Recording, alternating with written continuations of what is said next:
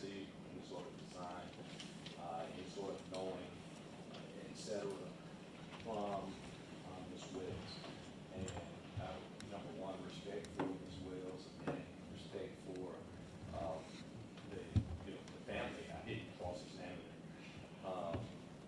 So we then go on to who the only person that presented any sort of eyewitness testimony regarding anything that would have taken place in that scene, being that of Mr. Mills. Desmond Mills testified that, and I want to be extremely careful because in addition to asking him questions in cross-examination regarding his prior testimony and inconsistencies, etc., I tried to have questions narrowly tailored specifically to the accusation and to trace the statutes regarding, number one, the knowing element. I asked him specifically whether or not, based off of the information he had, if Darius Bean, prior to going to that scene, had any knowledge whatsoever about Mr. Nichols or knew anything about him being anything other than a suspect. He was a passenger in the vehicle driven by Mr. Mills, and when he sees the suspect, he then gets out and does what he is sworn to do. I'm jumping in order, but of course, we heard testimony today from Ms. Mackey, and I can't remember her exact rank, but she's an officer with the Memphis Police Department, and she read that he was a sworn officer who had taken his oath of office and it, at that time, had not been in any way certified or suspended. So he's in the car acting in his status and capacity as a Memphis Police Department officer. According to the testimony from Mr. Mills, once he sees that suspect, there's not a lot of gray area about what he's supposed to do. He has to get out. After he attempted to speak with the suspect turns and runs, and according to the testimony provided by Mr. Mills, Mr. Bean did what he's supposed to do, give chase to that fleeing suspect. He attempts to apprehend that suspect. Mr. Mills did not find any, or did not provide any sort of commentary regarding that being in any way wrong on direct testimony, but on cross-examination, he in fact said that there were no sort of criticisms that he could give toward the actions of Mr. Bean. He said that Mr. Bean was holding an arm, and according to the testimony, based off of what he had seen on the screen, his striking of the suspect's arms or hands when he reached up, according to testimony from Mr. Mills, was proper, and it was in no way anything that could have been considered towards the killing or eventual death of Mr. Nichols, but in fact, he says that he found no criticism regarding those strikes to the arms and forearms based on what he had seen, and he gave testimony saying that that's the only place that he saw Mr. Bean strike Mr. Nichols. Furthermore, when asked about the blows that were administered by Mr. Martin, going back before the blows, I asked questions regarding any sort of a conspiratorial type of plot regarding Mr. Nichols, whether or not there was any sort of information regarding Mr. Nichols having done something that they were going to try to exact any sort of revenge or try to gain any sort of advantage based off of their position and power regarding Mr. Nichols. Mr. Mills' testimony was they did not know him, and he had no information that Mr. Bean in any way knew him. He also said that there was no kind of conversations indicating that Mr. Bean was in any way angry, agitated, anything along those lines. He also indicated that his criticisms seemingly were towards his actions regarding the baton, but when he was cross-examined regarding the use of the baton, he indicated that he did give the strikes to the shoulder area, between the shoulder and the wrist area. So seemingly Mr. Bean would not have any reason based off of training MPD training to have thought that those blows in and of themselves could in any way have been something that could have caused the death of Mr. Nichols. Likewise, he talked about the fact that in holding one arm and in holding the other arm being held by Mr. Smith, they were doing this because there was one handcuff on and another handcuff on, and you have a suspect attempting to walk away. He testified that you don't have an option to let one of those arms go. That was his testimony. So based on that, how have they met any sort of burden as it relates to presenting one scintilla of evidence that the jury can consider regarding second-degree murder, it being a knowing killing? There's nothing that Mr. Mills offered in that regard. Likewise, if you go to the next, just looking at the elements, aggravated assault, there was no testimony that Mr. Bean's actions in any way were taken to, or in any way went towards attempting to cause injury to Mr. Nichols.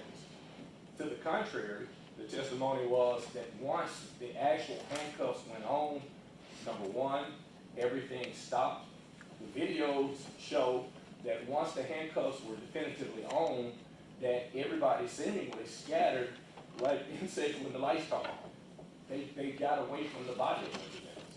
But after, and I counted approximately 40 seconds or so, Mr. Smith, who had some medical training, says, hey, let's set him up. Who helped him set him up? Mr. Bean, so that he could get air. And he sat in that position. Nobody did anything to aggravate or agitate Mr. Nichols at that point that he's sitting up. Now, I know that it was characterized, at least in opening statement, as dragging him, but consider this, Your Honor, they had, and I think the testimony was clear, Mr. Bean had run from approximately 80 yards with his 40 pounds worth of equipment to try to apprehend this suspect, and had been engaged in wrestling with him while having himself been contaminated with pepper spray. And during that time, even Mr. Mills' testimony was he was getting his own air together and things like that. So at a time that he was exhausted, his eyes are blinded, he's agitated, he thought to at least help Mr. Nichols sit against the car. That is not a person that's trying to cause injury or in any way do anything illegal or improper to Mr. Nichols. As it relates to aggravated kidnapping, once again, you're apprehending a suspect that has, the call-out said, been engaged in being pepper sprayed, tased, and overcoming 3 officers. That tells these trained officers that this individual has, at least at that point in time, engaged in activity that is potentially felonious. Now, we'll come to learn eventually that it was, but we know that if you're engaging in that type of activity where you overcome these officers and you have that call out, Mr. Bean does not have the luxury, in retrospect, to say, hey, we don't need to try to apprehend this suspect. There's no way that he would know that this man would not in any way give his hands up for the period of time that he did. That said, Your Honor, in the light most favorable to the state, what have they presented? Now, you have also the testimony of Mr. Ross. Mr. Ross is Dr. Ross, I apologize.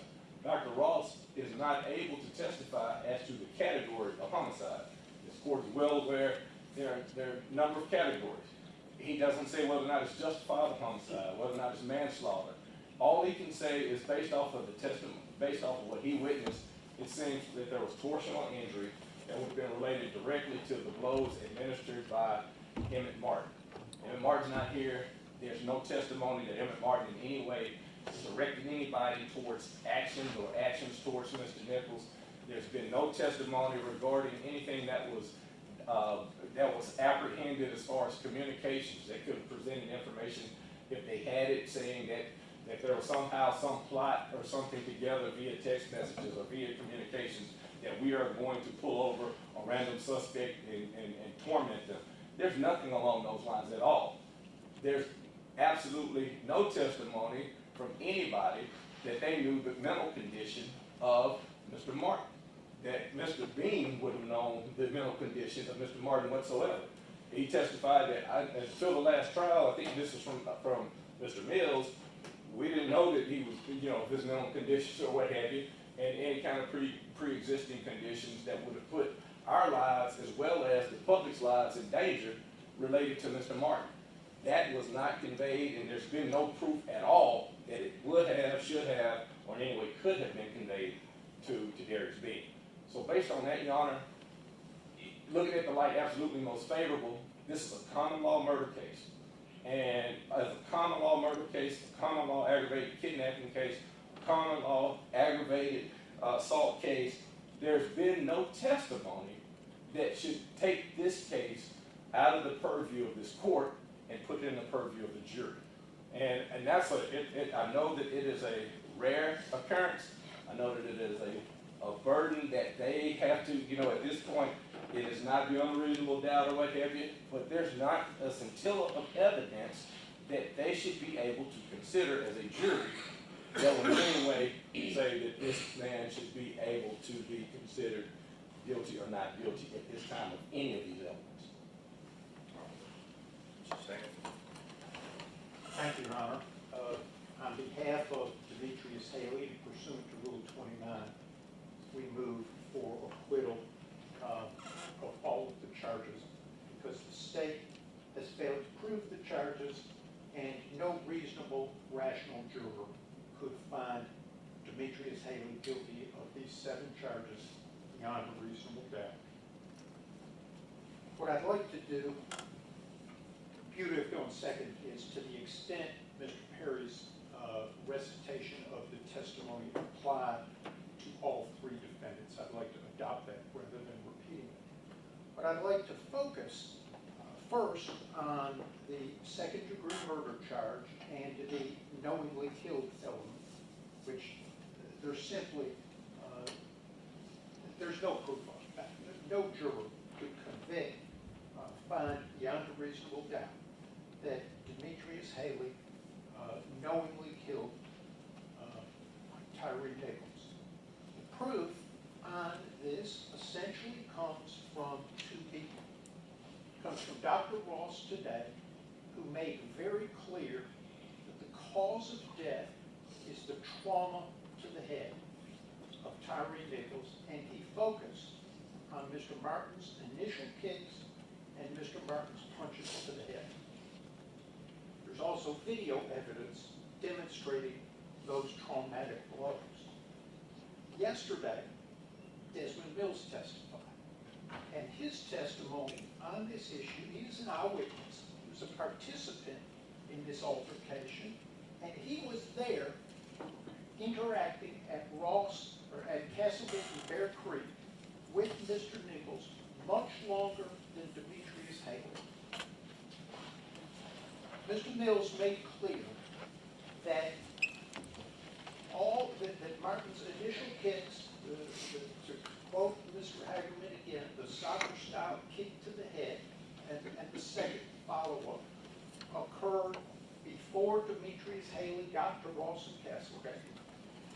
And all of Martin's punches to his head occurred before Demetrius Haley got to Castlegate and Bear Creek. And today, Dr. Ross is clear, as the medical examiner, that was the trauma that caused Tyre Nichols' death. And so there is simply no evidence by which any of these jurors could rationally conclude that the state has proven second-degree murder. Moving to the 2 kidnapping charges, again, there's no removal, so certainly can't be an unlawful removal.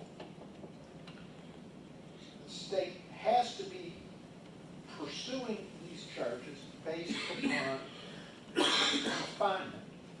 And there is absolutely no evidence of an unlawful confinement. Testimony, again, going back to Mr. Mills yesterday, when he saw, along with Darius Bean in that 2-man car at Ross Castlegate, they saw the person they believed to be the suspect that had run from Mr. Haley, Mr. Martin, and Officer Hemphill at Ross and Raines. He was wiping his face. They knew he had been pepper sprayed, and Mr. Mills said he met the general description. They said, hey, and he took off running again. Mr. Mills also testified that at that point, they had a lawful basis to detain and confine that suspect. And it's based upon his conduct and what he had done. There was a lawful traffic stop, and from there, he resisted arrest and he fled. Once he was seen again by law enforcement on duty in uniform, performing their public service as sworn post-certified officers, the mere introduction, hey, he takes off again. They had a reason to detain and confine him. And that confinement was legitimate, and there is simply no way that the state has established any evidence by which rational jurors could find that there was an illegal confinement. Both of the aggravated kidnapping charges should be dismissed. Moving on to the oppression and misconduct charges, I want to start by noting what the state said in its bill of particulars. It said these defendants neglected their duty to provide helpful information to medical and emergency personnel and harmed Tyre Nichols. Well, Judge, in order to provide helpful information, you have to have the information. And again, not only the video evidence, but the testimony of Mr. Mills makes clear that Emmett Martin's blows, Desmond Mills' use of pepper spray, Desmond Mills' use of a baton, the ass baton, at Castlegate and Bear Creek, all occurred before Demetrius Haley arrived. That testimony is substantiated by the videos that the state has put into evidence. Element of the oppression is that the public servant knew that the conduct was unlawful. We're here in this courtroom 2 years later with 20/20 hindsight, watching a lot of video and putting it together. When Demetrius Haley arrived at Castlegate and Bear Creek and saw that Mr. Nichols was not detained at that point, he used a hard hands technique trained at the academy, authorized and within MPD policy and procedure. Hit him one time, single leg strike in the upper arm, a muscled area. It was proper. It did not cause any trauma to the head, and Mr. Haley had absolutely no knowledge of what had occurred at Castlegate and Bear Creek prior to his arrival, except, and again, there's the radio transmissions that where Officer Smith said the suspect is fighting and we need more cars. And until Demetrius Haley got there, he did not know what had occurred. There was absolutely no description, and unlike everybody in this courtroom, he's not there watching video or any live transmission or anything. He couldn't know that there was anything going on other than officers needing help detaining a person that had been resisted arrest when he and Hemphill and Martin tried to detain him for traffic violations at Ross and Raines. But the suspect got away from all three of them, did not seem to be impacted by pepper spray or a taser. Also, as the video shows, within roughly 1 minute, it's right at 1 minute after Mr. Haley uses that trained hard hand technique, the single leg strike. He's on the radio to dispatch, fulfilling his training and duty to get medical help. He's calling for an ambulance. And I think that the state, again, has not put on evidence by which any rational juror could find Mr. Haley guilty of misconduct or oppression. I'm going to have 1 second with Mr. Leffler. Submitted at that point.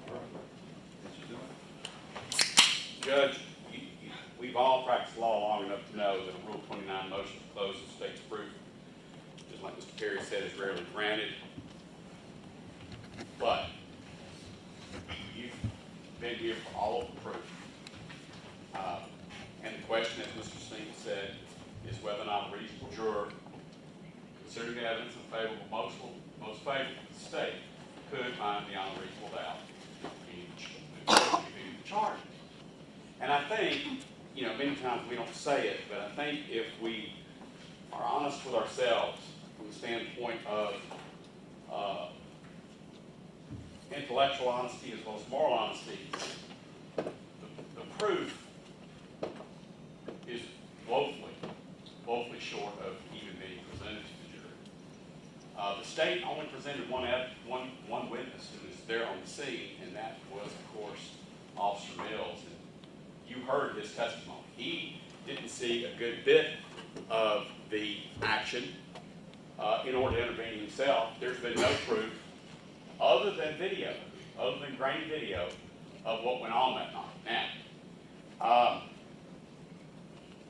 we have to judge, as you know, the case law is pretty clear. You have to judge the conduct of the defendant, in this case, law enforcement officers, of what was being presented to them at that instant, not later in 2020 hindsight, with what they're faced with there on the scene. Mills was crystal clear that based upon pain tolerance, pain threshold, etc., Mr. Nichols was out of control.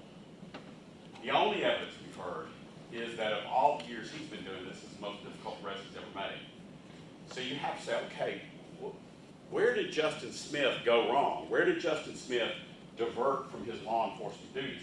We have to concede that the arrest was lawful. We've mentioned that, so I'm not going to replow that ground. But the arrest itself was lawful. In order to make the arrest, you have to handcuff the suspect and search him. That came from the state's witness. And that wasn't done until they could get Mr. Nichols under control. I think policing is very rough looking. I think probably all of us in this courtroom and probably anyone watching realize that policing is dirty, dirty work, and it looks violent. But that does not make it criminal at all. So in our minds and in our hearts, we know that Justin Smith did not break any laws. We talk about medical help. The only proof has been it was only Justin Smith that called for medical on the front end.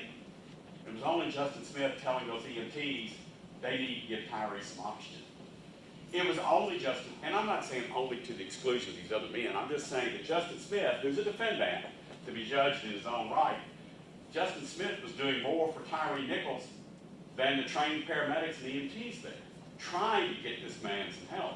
Not because he knew that Emmett Martin had gone off the rails and crushed this guy, head, his brain, but instead because he's a criminal suspect in their custody, and Justin Smith, the undisputed proof is, was doing everything he could for Tyre Nichols. There has been no testimony offered by the state of anyone qualified, if any, much less someone qualified to say that any actions of, and again I'm only addressing Justin Smith, that any actions of Justin Smith were improper. In other words, beyond the scope of what they were trained to do, beyond what a police officer is supposed to do to get someone in custody. No one Mr. Mills did not testify to anything critical of Justin Smith in his attempts to get Tyre Nichols in handcuffs. In fact, just the opposite. And so to present it, to say we are going to put this criminal case charging all these 7 charges, starting out with second-degree murder, in the jury box, when you've heard the proof, I just don't think that's. I think this is the appropriate Rule 29 case as the judge sitting as the, for lack of a better word, 13th juror, looking at the what could a reasonable juror find, even in a light most favorable to the state. It's going to take courage, but the bottom line is there has been no proof presented by the state at all that Justin Smith violated any laws. And again, I think this is probably the one case that we'll all run across that Rule 29 is appropriate as it relates to Justin Smith, and I will of course leave it to the other lawyers as it relates to their clients. Steve, you wish to respond? Let me begin with Mr. Perry's first point, and I thought we talked about this when we picked the jury. These defendants are not charged with having a plan to kill anyone. They are not charged with first-degree murder. They're not charged with conspiracy to commit first-degree murder. So that is simply irrelevant. They're charged with second-degree murder. What counsels ignored is 2 things. First, a video in which the jury can certainly find that they're watching 5 Memphis police officers beat a man to death. Is a beating to death a second-degree murder? Is it knowing? Of course it is. Can be. That's a jury question that is the clear province of a jury. Ignores the law. And we spent so much time talking about the law of criminal responsibility. Emmett Martin delivered the worst blows, no doubt about it. But this jury can find that these defendants assisted. They can find that Mr. Haley, like we watched on video, nobody wants to talk about. Mr. Haley gets out of his car, yells something, and then kicks Tyre Nichols while he's on the ground. And then watches Emmett Martin kick him again while he's on the ground. Mr. Bean and Mr. Smith can be seen on top of Mr. Nichols, pressing him down, while Emmett Martin takes the first soccer kick to the head, and then the second. Then they can be seen at his arms, holding his arms. Their face is literally less than half a foot from Tyre's when Emmett Martin's punched him in the face, not once, twice, 3, 4, 5 times.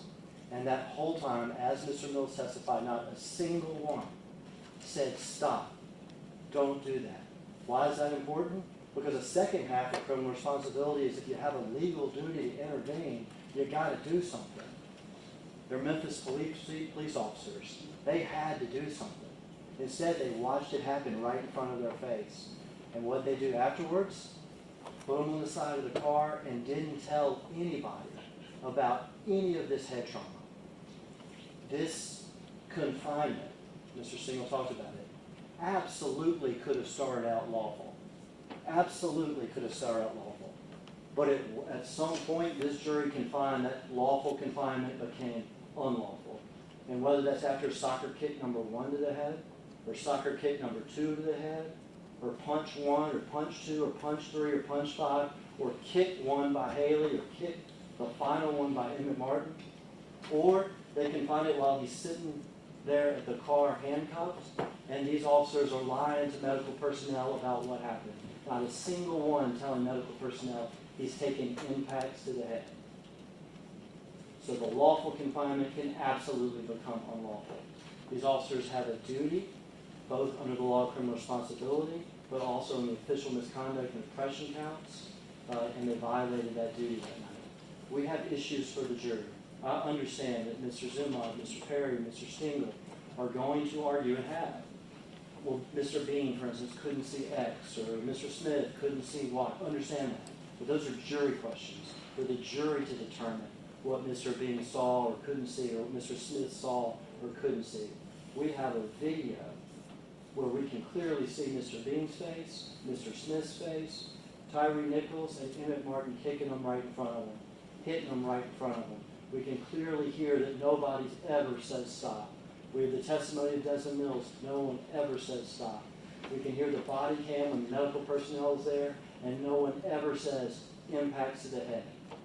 They say, oh, he must be on drugs or something. From that proof, a reasonable jury can find the defendants guilty of all counts, and that's all counts to go to the jury. Anything else on this one? No, Your Honor. Just very briefly on behalf of Mr. Hagan. Mr. Hageman just emphasized the video where defendants were watching these blows happen. Mr. Haley did not see any of Mr. Martin's soccer kick, second kick, or any of the punches to the head. The statute that he referenced, conduct of another person, that would be, the person here would be Mr. Haley, fails to make a reasonable effort to prevent the commission of the offense, and with respect to the official oppression, public servant has to know the conduct was unlawful. Mr. Mills agreed that you can't stop and you can't report what you didn't know about. His example, he had turned away, was blinded, and didn't see Martin's initial kicks until he watched the video. Very clear. He couldn't report that. He didn't see it. Mr. Haley wasn't present for the traumatic blows to Mr. Nichols' head that Dr. Ross testified caused his death. I don't have anything further, Judge. Thank you. Listening to the arguments with regard to the motions presented by each of the defendants, looking over the proof in the light most favorable to the state as required by the law. With regard to the first count of the indictment, the second-degree murder, with regard to each of the defendants, looking at the light, looking at the evidence in the light most favorable to the state, obviously we have heard testimony from only one person that had any information with regard to that evening, that being Mills, Mr. Mills. We've heard his testimony, and through that testimony had several videos that were presented. I know that the defense has their positions with regard to the actions that took place.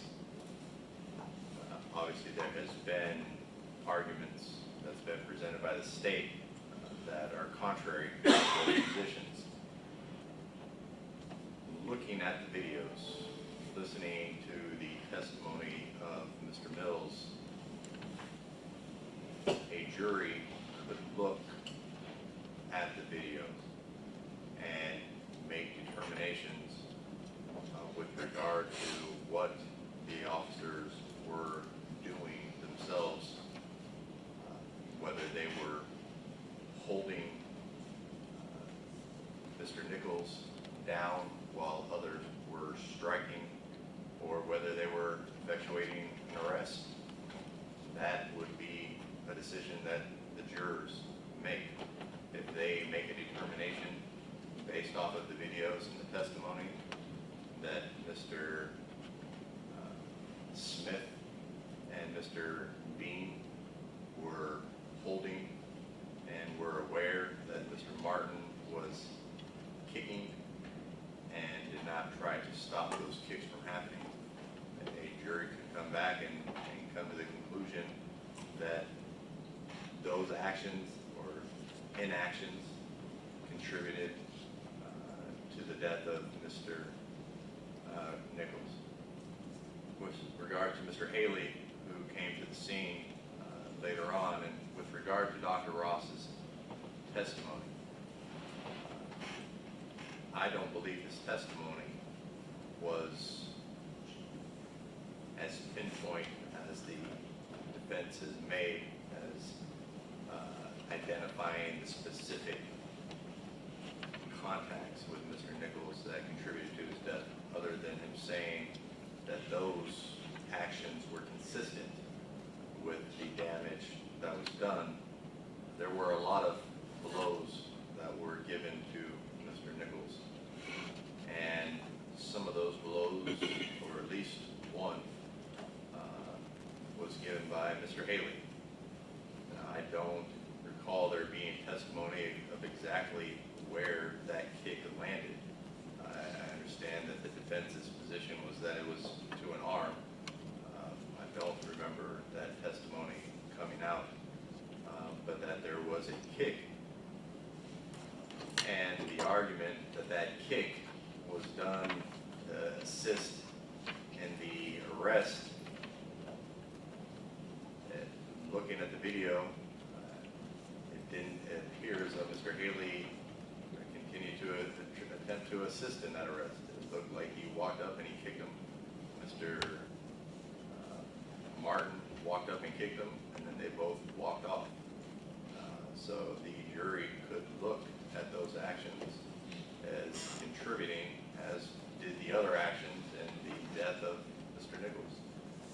That would be a decision for the jury to make, to determine whether they were effectuating an arrest and continuing to do so, or whether it escalated and folks were just holding him up to be hit or taking kicks while he was being held down.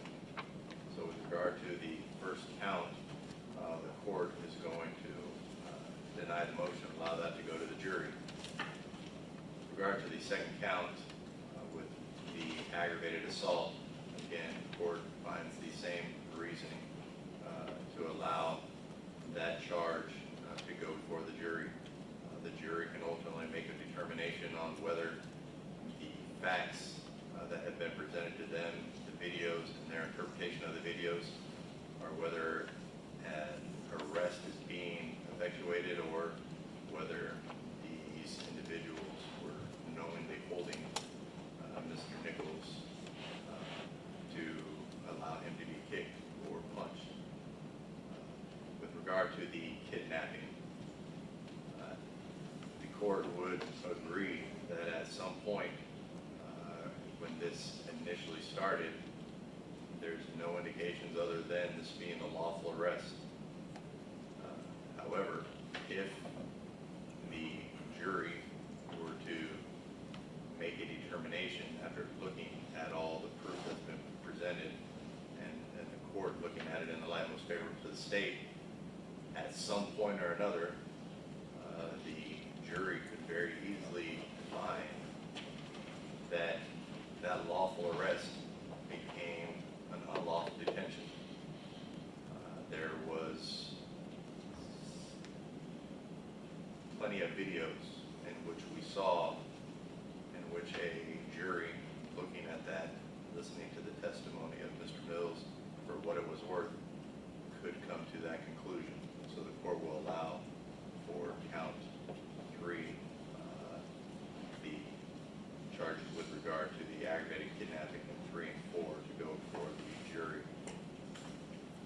Again, with the official misconduct in counts 5 and 6, as well as the 7th count, in determining whether these officers who had a duty to intervene, what they knew, what they were able to communicate, all of those things would be things for the jury to make a determination. There may not have been much that Mr. Haley could have communicated, but Mr. Haley, from the testimony that he was, or that was presented in the evidence that was presented, he was privy to some information. He himself kicked Mr. Nichols. Mr. Martin kicked Mr. Nichols right after Mr. Haley. All of the officers were talking about what was going on and what had happened. And at no point did anybody communicate that information. I understand that there's been arguments that Mr. Smith was the only one to render any form of aid. And unfortunately, I think that is, it seems by the video, pretty accurate. But the court also doesn't necessarily find that the aid that is being attributed to Mr. Smith was to some form of degree that it somehow erases the other lack of action that could have been taken, and rendering aid and removing himself from that exposure with regard to these counts. So the court, with regard to counts 5, 6, and 7, will allow those counts to go before the jury, for the jury to make a determination on the officer's actions or with the defendant's actions. At that time, the court will deny these motions. With regard to defense proof, now I understand that state's case in chief may have ended earlier than we anticipated with regard to some of these witnesses. Where are we at with defense proof? Your Honor, I think logistically, it might be, when we want, I guess, get permission from the court, it's going to be difficult to keep the continuity of order. I have 2 witnesses that can be available in the morning. My expert will be, or use of force expert will be available Friday. He has to have a calibration on this, on a pacemaker that was scheduled prior to this. We anticipated that it would be next week, but he'll make it up here from Jackson, Mississippi on Friday. As it relates to the 2 other witnesses, they will be available tomorrow. So it'll require a little bit of kind of out of placement as it relates to per defendant, if the court will allow that logistically. But we were just told this morning that this would be the end of the proof from the state. Our anticipation was that it was going to last all week. Mr. Singh? What Mr. Leffler and I, we do have a handful of witnesses we do intend to call. We have spent the past couple of hours reaching out. It is our understanding that Preston Hemphill should be here at about 2:30, and we intend to put him on to that. There are 2 other witnesses that as John took the bench, are still waiting to hear back from as to whether they could be here today or not. Do have a forensic pathologist who is coming in from St. Louis. She is able to be traveling this afternoon. She will be here to testify in the morning. Mr. Cameron, the use of force expert, is from California. He is definitely, he's advancing his travel. I'm unsure of exactly when he's going to be here. It might be Friday, certainly Saturday at the latest, but he is trying to advance his traveling. We could have a DNA expert tomorrow or Friday. All right. Mr.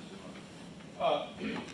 Judge, a lot of it's going to depend on whether or not we are allowed to call people out of order, because being the 3rd defendant, I had better luck on gathering some of my witnesses that I have under subpoena to be able to come. But if we get hung up on, who's presenting the evidence and when and what order, then I'm the 3rd defendant. I'm prepared, but at the same time, I don't want to take the jury's time. So I went ahead and gathered up as many. I have gathered up enough witnesses that, frankly, probably overkill. Could go late into the night. It'd be good use of our time, but we got to get over this issue of witnesses being out of order and being called by whomever. We don't have a problem with the witnesses being called out of order, in this part. I think the continuity that needs to happen is when a witness is examined, Mr. Perry, Mr. Sango, and Mr. Zuma. But to present them out of order in this with direct examination, we don't have a problem with that. Well, I guess the ultimate issue, though, is if Mr. Zuma has a witness that he wants to call, Mr. Perry's not going to be the first person that's going to be And questioned. that's what I'm trying to say. I understand that. And the way this is going to work, that'd be fine. If it's one of my witnesses and I get to put them all, then of course these guys, and then I want to be able to put my witnesses on. And so if the state doesn't have any issue with that, then we can go forward with these witnesses. All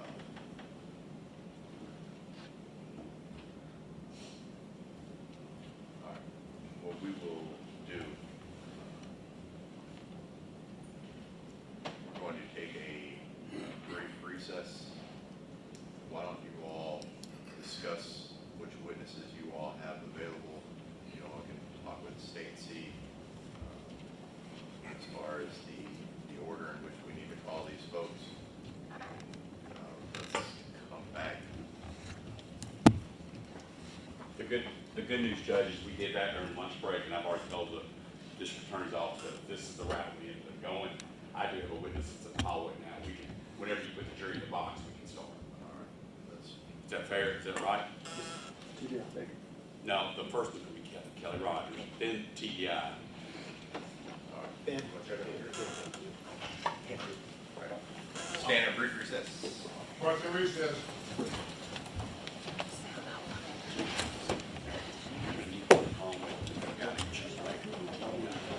Should be my second.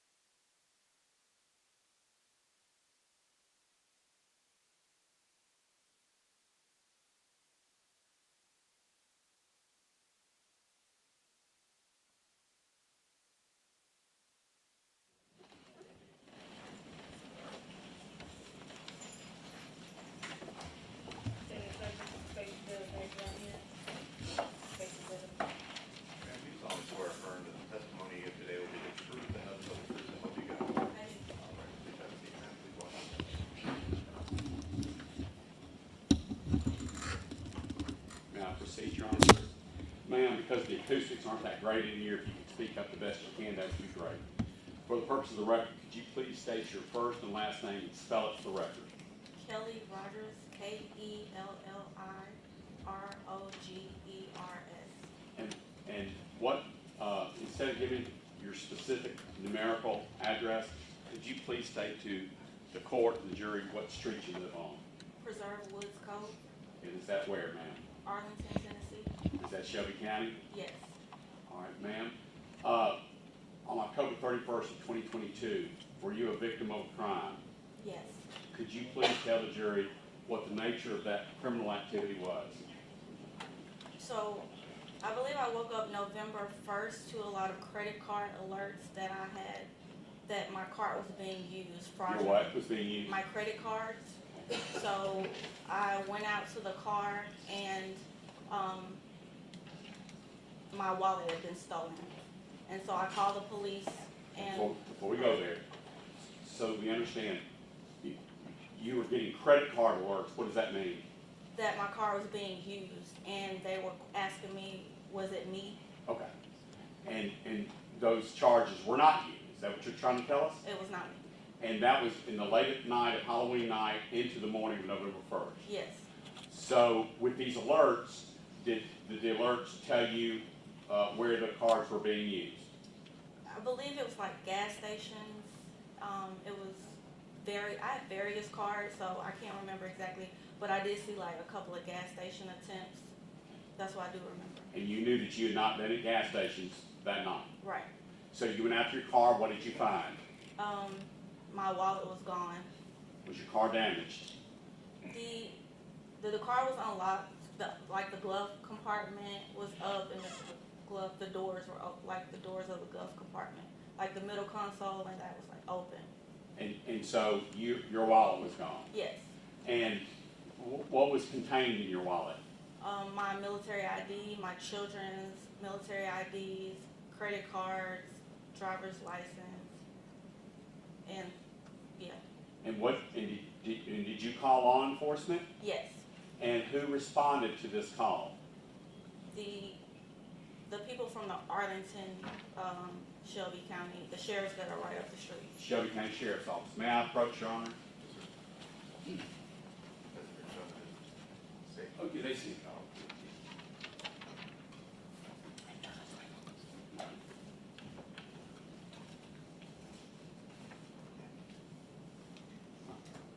Ma'am, I've given you a copy and I've also displayed it up here for the jury. Do you recognize that card? Yes. And what is that card? American Express credit card. And I'm gonna look, is that the back of that same card? Yes. All right. And you own that card, is that right? Yes. All right. First, before I forget, I'd like the images of this card marked into evidence of the next numerical exhibit. And here's one that's not so rumpled, Judge. We'll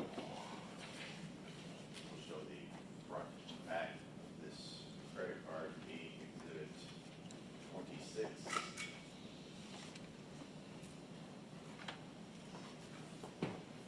We just need to enter the exhibit before it's published. Energy exhibit, what's, Before it's published. oh, I'm sorry, I won't do that next time. Now, Ian, that's the card. Ma'am, you reported this to the Shelby County Sheriff's Office, correct? Yes. Did they make a police report? Yes. Prior to 2 weeks ago, let's just say 2 weeks ago, prior to 2 weeks ago, did you have any idea where that American Express card was? No. Who was the first person to tell you where that American Express card was? You were. And you've received no phone call from any law enforcement agency that your card had been found? No.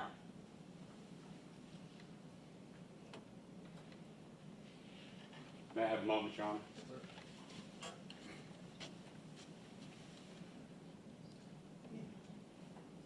Right. Your Honor, as far as my examination of this witness, I've concluded. Mr. Perry? Is Mr. Rogers? Yes. Have you ever met Mr. Tyre Nichols? No. And you're in this basic geographic area, though, pretty close to Shelby County. And being in this area, you've heard of this case, correct? Yes. And you've heard the name before, right? Yes.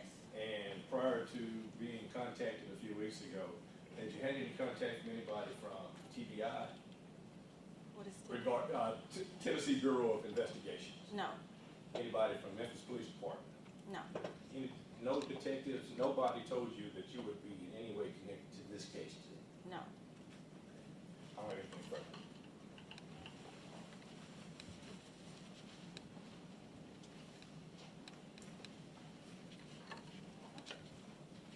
Very briefly, Your Honor.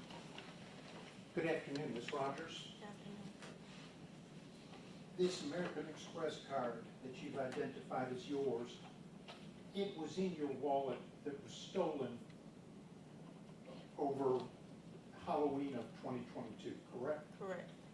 And some of the alerts you woke up to on November 1st, 2022 were to the use of this card, correct? Yes. That's all I have for this witness. All right, State. Absolutely nothing. All right, Mr. Rogers, those are all the questions we have right now. You can step down. Thank you, ma'am. Let's have the next witness. I'm going to go ahead and call TBI agent Chuck Baker.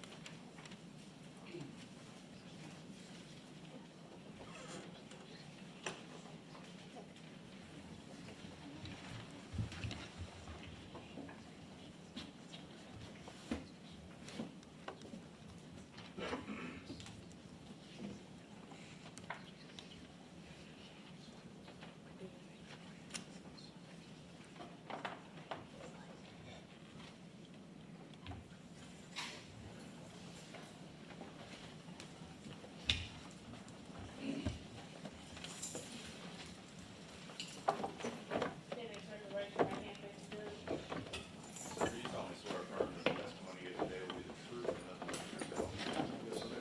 All right, let's have these. Thank you. All right. Could you please state your full name and your title for the record? Charles Baker, also go by Chuck. I'm a special agent with the Tennessee Bureau of Investigation, also known as the TBI. And how long have you been a special agent for the TBI? I've been with the TBI since September of 2013. So better part of 12 years, is that right? With the TBI, yes. And before that, what'd you do? I have been a police officer here in the area. I've been a special agent with the Department of Revenue for an old drug unit that's now been abolished, and I've also was a special agent for a railroad. All right. Now, if I slip and call you Chuck, it's because I've known you a long time, is that right? Yes, sir. All right. How many murder investigations have you conducted in your history at TBI?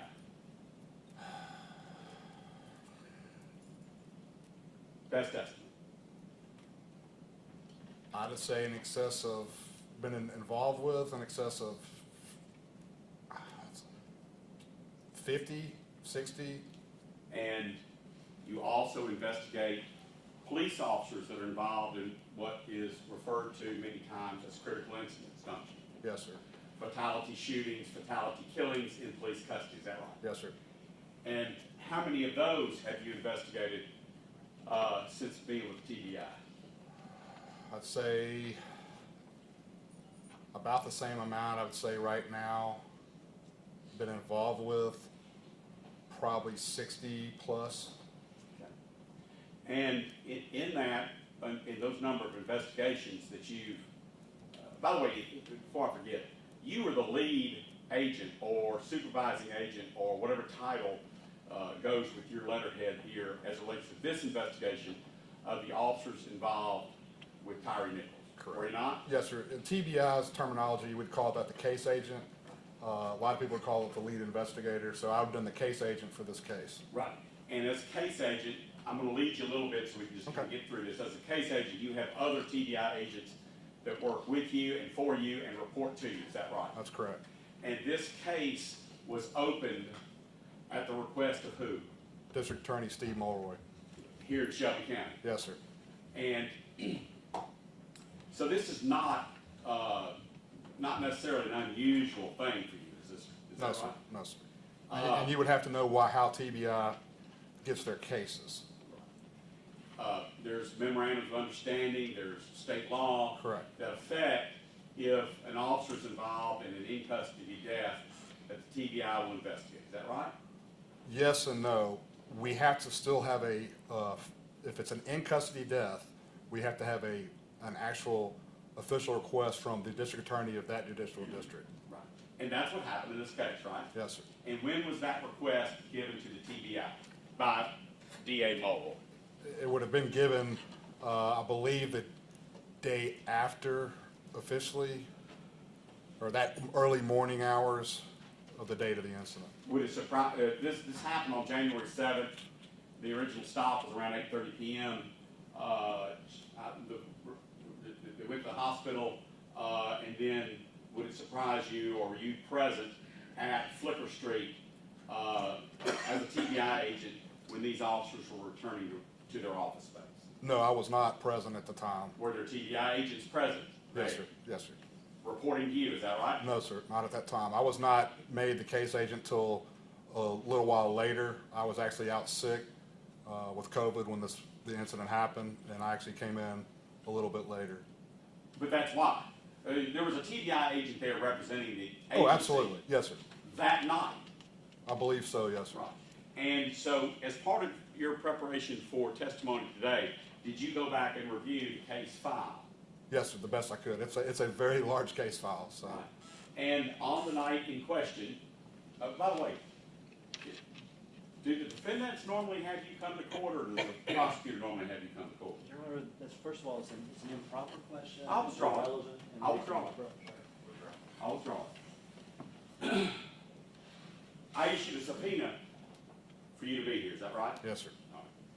Now, on the night in question, when this event happened, TBI representatives were at the Flicker Street address where the Scorpion team and organized crime use it as a headquarters, is that right? I'd have to look at the actual, Take your time. Report.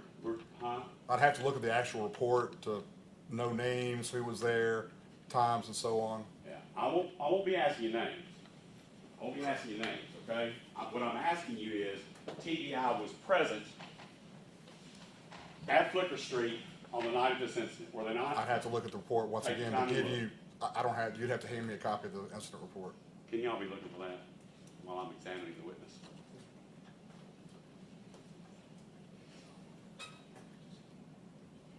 Do you have any recollection of the investigation of this case before we dig out the TBI report?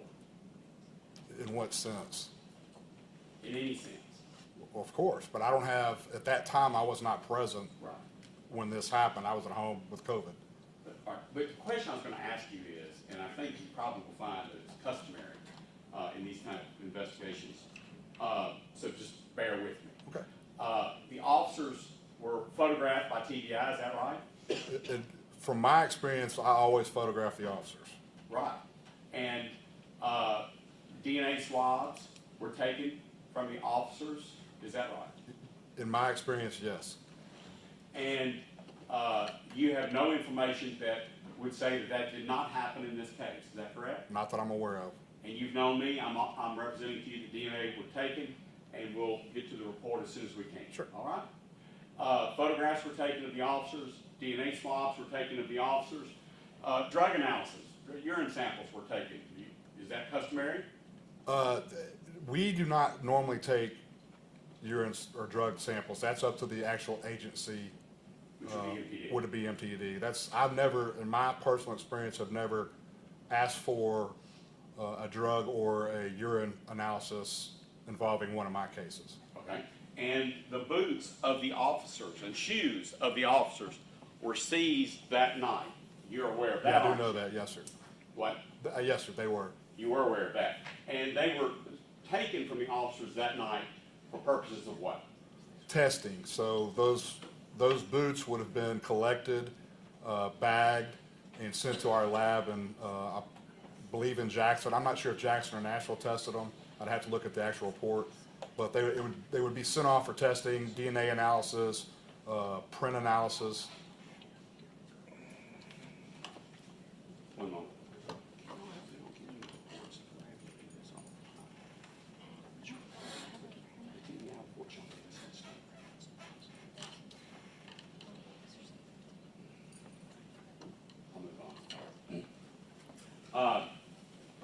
Did TDI agents then begin a canvass of security cameras and Skycop cameras in the area? Yes, sir. And there was one particular Skycop camera there at Cascade and Bear Creek, is that right? Yes, sir. And did the TDI review the video footage contained on that, or captured by that poll camera? That particular poll camera that I believe you're talking about, I believe so, but that was prior to myself looking at the video. Right, now, what I'm talking about is where the actual incident occurred, Bear Creek and Castlegate. Oh, yes. So that was reviewed. You're talking by about the Skycop camera? There's a Skycop camera that was right there, Bear Creek Sure. and Castlegate. Sure. Did the TDI get that from the Real-Time Crime Center? Yes, sir. As part of what? The investigation. Right, I'm trying not to lead you, because I don't Right. want to get an objection. Okay? Right. All right, so you gathered up that video. Did you gather up any other, or did your agency gather up any other video? Yes, sir. What other video? So you That's have, your recollection. so you would have the camera you're talking about specifically, you would have other poll cameras in the area, other Skycop cameras, you would have body cameras that the officers were wearing, and I'd have to look back at the report, I'm not sure, it's in-car cameras. So we try to obtain all cameras whatsoever, including neighborhood cameras such as Ring cameras, people's personal cameras on their homes, anything we can find that we're gonna try to attempt to obtain for the case. And you had to get that through MPD, is that right? No, sir. We'd have to get the cameras that are proprietary property of MPD, such as body cams, car cameras, but any of the other cameras, whether they belong to a business or an individual, we'd actually have to get those. We'd have to ask that individual or business for access to those I'll cameras. keep you focused on poll cameras. Okay. Recently, you became aware that there was a poll camera that you, as the senior case agent in this case, were not aware of. Were you not? I was not aware of it. But Until- my question was, hear me out. Recently, you learned of a second poll camera that was in your file, but that you were not aware of, is that right? That's correct. And I'm gonna call that 6705. That, I believe, was our 50, if I go back. I believe it's the report 50. You and I reviewed it telephonically together, right? Yes, sir. And and that video showed what? So that video showed a pole cam on a street where there were vehicles parked. It was obviously dark. You could see cars going down the street, and at one point in that video, you could see an individual walk around a vehicle, go behind it, and then go back behind another vehicle and out of the frame. Sound correct? Yeah. And when we spoke of it, you said that you had not gotten a chance to review that video, 2 years after this incident, is that right? Correct. From reading the original report, it appeared to me that the original person that had reviewed it or MPD looked at it, there was nothing of importance on it until I became aware of it, spoke with you, spoke to Mr. Hagerman, let him know what was going on, and actually wrote a supplement report on that video. And who is, to the best of your knowledge, who is that person captured in that 6705 video? So I can't specifically say who the person is, but I can say I believe that person resembles, based on what I believe it was, it resembled Mr. Nichols based on what I know he was wearing on the night of the incident. Yeah. So 2 years after this happened, the lead case agent on this case was becoming aware for the first time of Tyre Nichols captured, or someone looking like Tyre Nichols was Yes. captured on 6705. Correct. Now, from January 7th to January 11th, I'll offer to you that Mr. Nichols passed, I think, late on the 10th. From January 7th to January 11th, was any attempt made by the TBI to gather blood and urine samples of Mr. Nichols to determine whether or not he was under the influence of narcotics? That would have become from the hospital records, from St. Francis. I believe that's where he was at St. Francis. Do a favor for both of us. My question was, from January 7th to January 11th, did the TBI make any effort that you know of to obtain blood and alcohol toxicology reports on Tyre Nichols? I believe so, but I have to go back and look at the report, because it's been so long.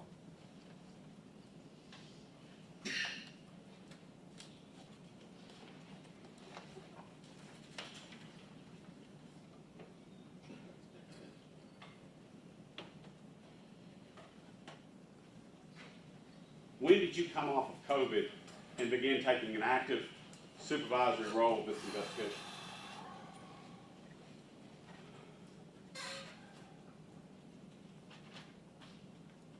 I want to say,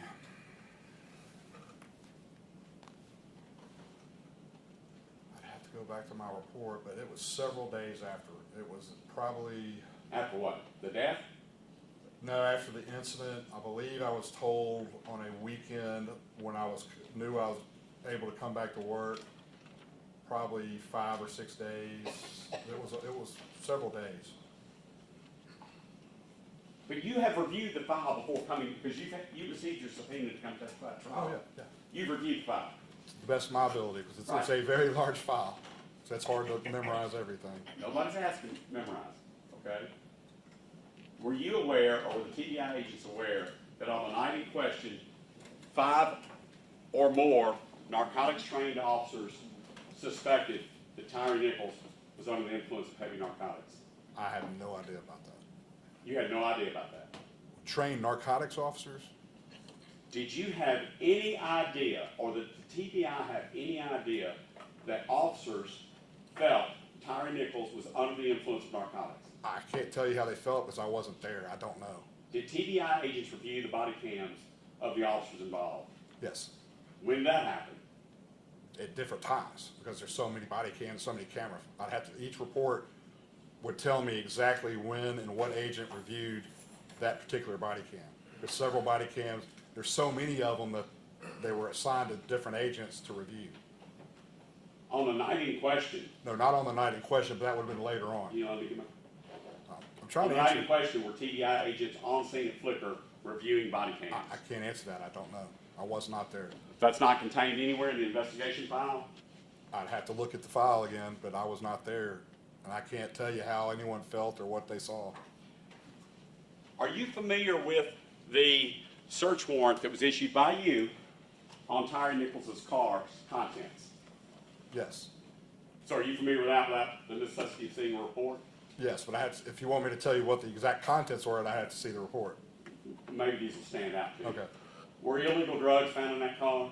Yes, sir. Were mushrooms found in that car? Yes, sir. And that mushrooms are commonly referred to as psilocybin. Is that right? Psilocybin, correct. And psilocybin is a Schedule I hallucinogenic narcotic. Right or wrong? You're correct. Were any personal property, such as credit cards, debit cards, photo IDs, without the name Tyre Nichols on it, found in that car? Yes, sir. What was done with those credit cards, debit cards, and photo IDs? Those would have just been kept as evidence of anything found in the car. While I may not have the thousands of page reports, I do have a letter. Did you coordinate with MPD and Mr. Hagerman to return Mr. Nichols' car and contents to him? Yes. Or to his family? Yes, sir. Okay, so I don't need to look. So is that customary to return evidence to a family member, Yes. including credit cards in someone else's name? If the district attorney asks me to do it, we do it. So in this case, were you asked by the district attorney's office to return the credit cards that were found in that car? I was just asked to return the vehicle and the contents to the Nichols family. But the contents included credit cards, debit cards, and photo IDs of other people. And so I'm just asking, was that your decision or was it the DA's decision? That would be the DA's decision. So if we have someone in that came in here and said her American Express card, Kelly Rogers, said that her American Express card was stolen on the night of the 31st, and a police report of 2022, by the way, October 31st, 2022, and a police report had been filed on that American Express card and her military ID cards, and yet they were found by your agents as contents in Tyre Nichols' car. Can you explain or justify how that card was given to the Nichols family? So like I told you earlier, the TBIs requested to work certain crimes. And in this case, we were requested to work a case of, at the time, an aggravated assault, which turned into a homicide.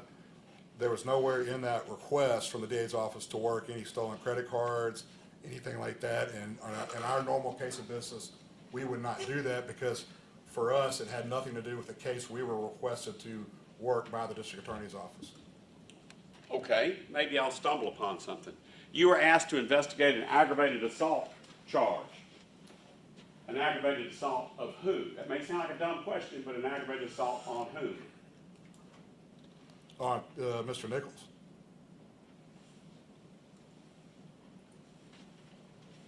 I was.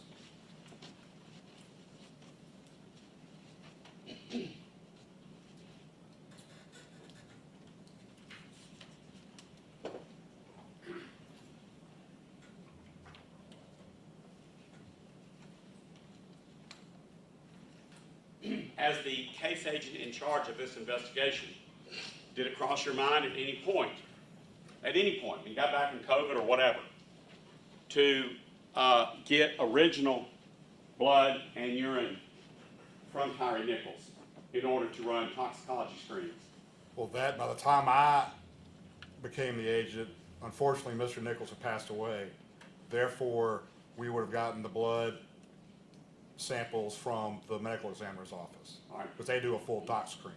And had you not been out on COVID, as part of investigating this case fully, would have you requested, by way of a search warrant, blood and urine of Tyre Nichols while he was alive? While he was alive, I would have always, well, let me answer your question. I would have requested the medical records from St. Francis, which would have contained a toxicology report. They had to do blood work for their treatment. That's where I would have gotten those records. Therefore, I would have issued a subpoena to St. Francis for all medical records for the treatment of Tyre Nichols. I'm going to pass to you. One moment, Judge, if you don't mind.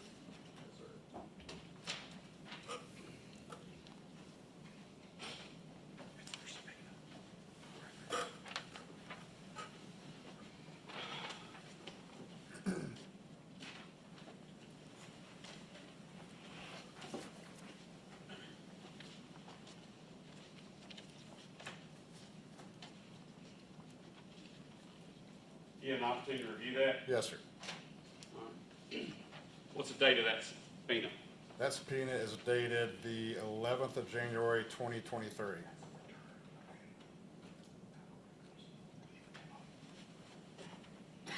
Matt, pass this to you. Look this document over and see if you recognize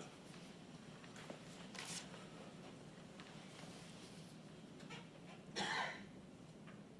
Correct. This would be the actual receipt of the medical records from St. Francis based on the subpoena that I hold in my hand here. Right. The date of the subpoena is January 11th. Correct. What does that memo say from the TBI that St. Francis gave you records? What's the date of that? February February what? the 6th, 2023. Okay.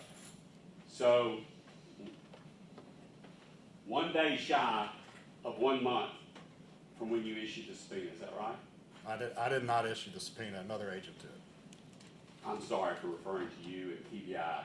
Well, yeah, I mean, yeah, I get it, but another agent who initially was working on the case issued the subpoena while I was gone. Okay. But a subpoena was issued by the TBI on what date, sir? The subpoena was issued on the 11th of January, 2023, and I received the records on February the 6th, 2023. Did you receive them or TBI? Because we were going to be careful on this I, you, and TBI. On February 6th, 2023, this agent, me, received the medical records for Tyre Nichols from St. Francis Hospital in regards to this case. In response to this subpoena, due to the voluminous nature of the medical records, a copy will be maintained by the case agent, and the rest will be provided to the District Attorney's Office for their review. Judge, may I have those two documents sequentially numbered as the next exhibit? First being the subpoena, second being the response to the subpoena. Any objection? No. Where we will show the subpoena marked as exhibit 27.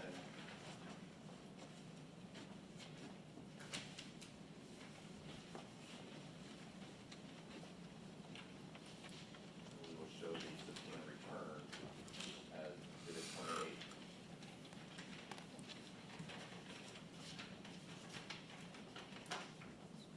28. And as part of that subpoena return that St. Francis provided you items, did they provide the blood and urine samples? I'd have to go back and look at the medical records.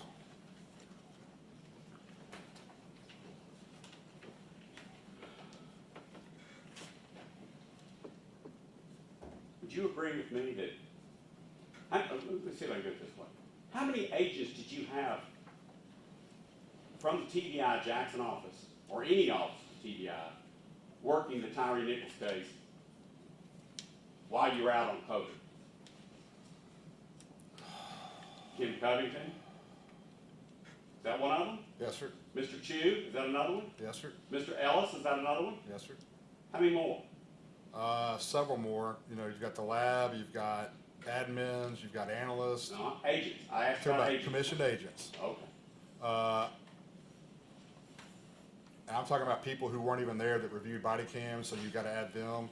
I'd say at least 10, but once again, I'd have to go back and report to give you an exact number. See if this sums it up. The TBI was investigating these cops, I call them cops not out of disrespect, these cops alleged aggravated assault on Tyre Nichols, correct? Correct. And that investigation was with the end goal in mind of prosecuting these officers for that alleged aggravated assault. Is that right? I wouldn't call it an end goal. My job, or our job as a TBI, is to gather the facts of the case, all of the evidence, turn it over to the District Attorney's Office for their review, determine any charges whatsoever. We're not a charging agency. We don't just charge somebody. We let the District Attorney's Office handle all that. Right. And one of the allegations is that Mr. Nichols fought with the police that night, was it not? That was one of the allegations. And one of the allegations was that Mr. Nichols was under the influence of some sort of drug or something that made his pain tolerance off the charts. That was one of the allegations made, right? That was something that was said, yes, sir. Did you or the TBI look into that? Yes, sr. But based on our review of video footage and based on everything else, it appeared to us that didn't occur. Okay. One moment, John. Yes, sir.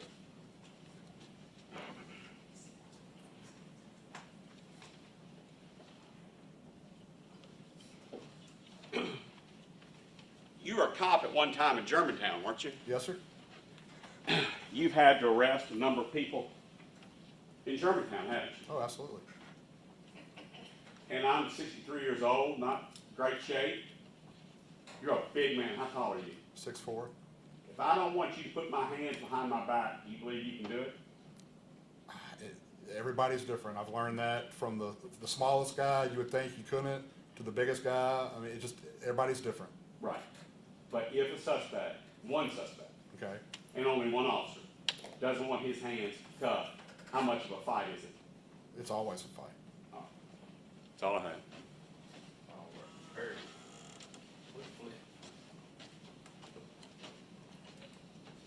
Special Agent Baker, Yes, sir. Special Agent Baker, you were asked a few moments ago from Mr. Mr. Zumach questions regarding a call regarding a particular poll camera and review of a poll camera. Yes, sir. And I think you were asked questions regarding review of 6705 Ross Ridge. Ross Ridge, which I refer to, I believe, was hour number 50 Hour- initially. Hour number 50. Did you review all of the videos at any particular point?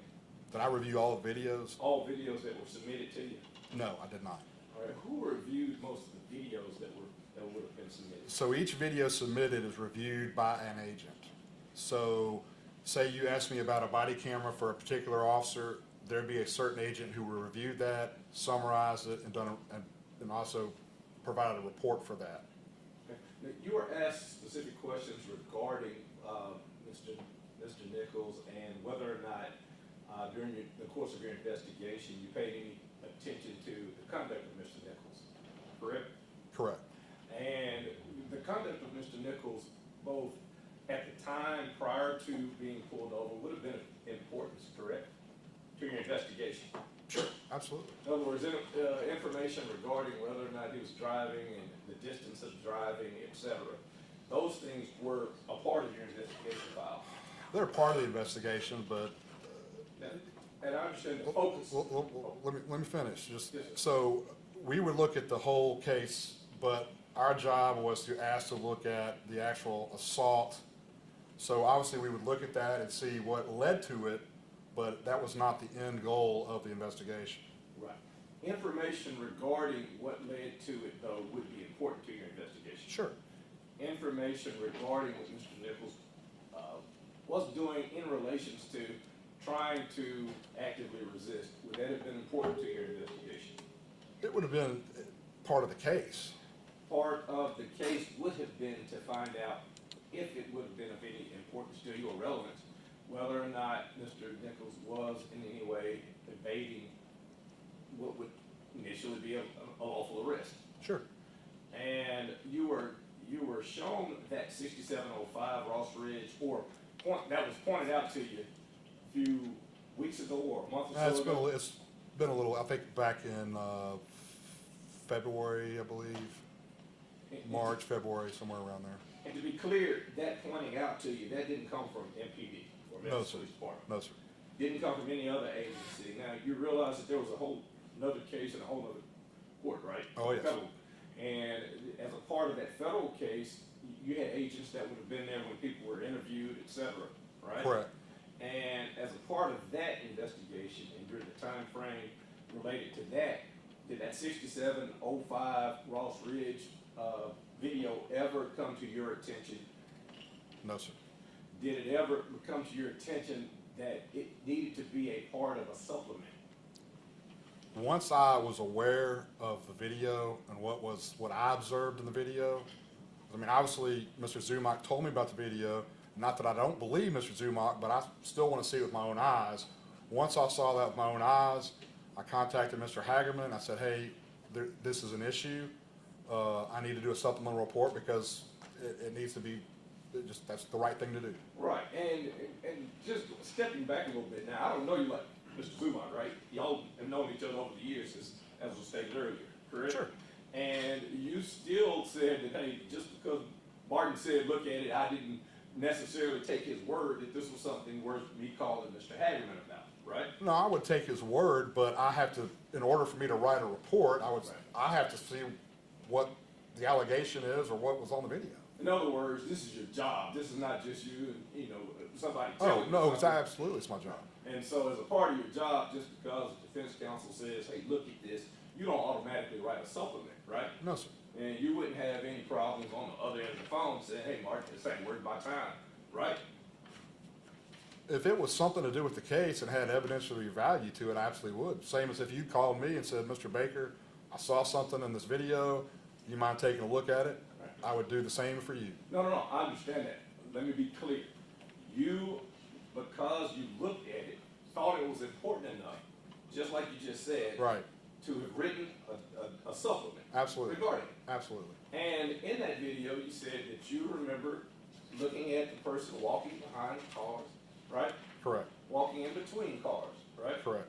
Did you make a note in your file regarding a particular point in the video where there seemed to have been something that looked different about the condition of the vehicle or the back of a vehicle after Mr. Nichols walks off of the screen in the video.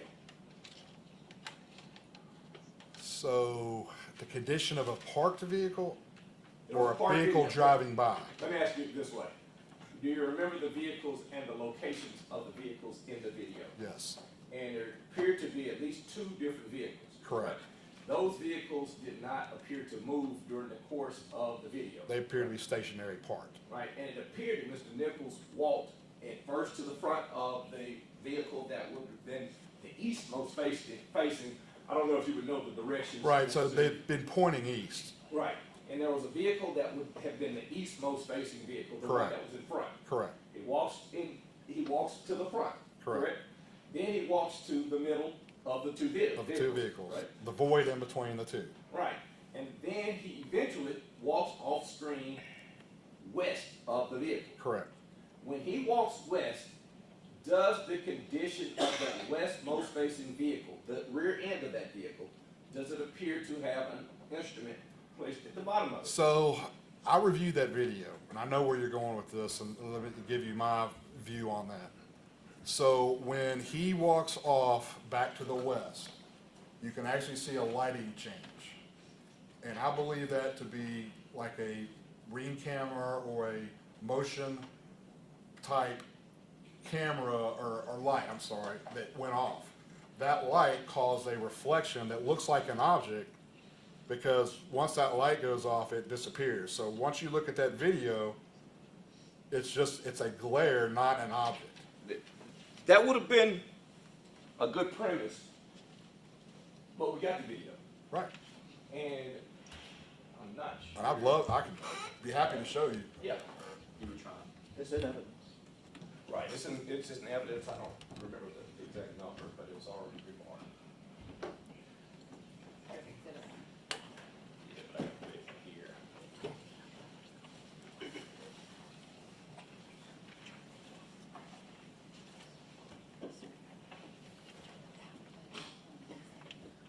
Oh, you can't do it. Didn't do it.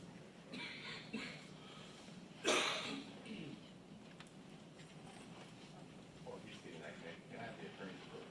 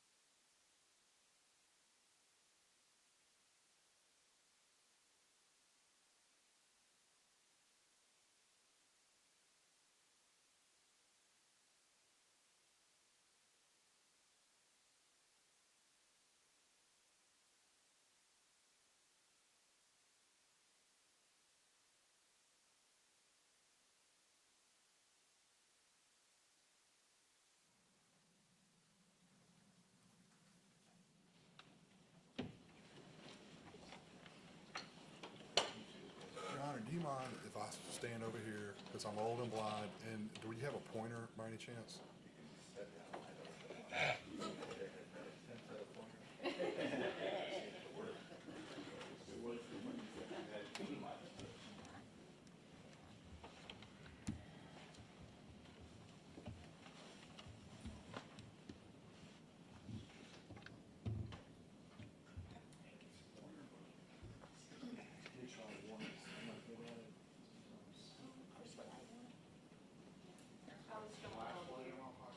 It's too wide.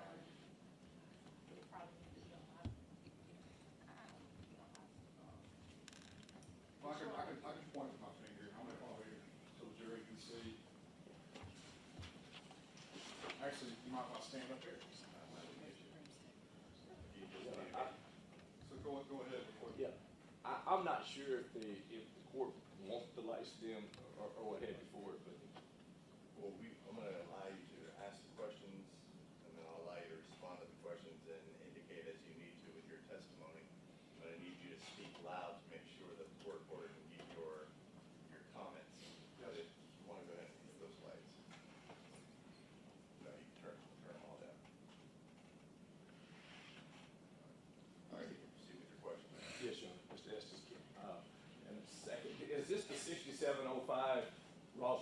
video that we've been discussing. Yes, sir. And did you ever go out on that street yourself?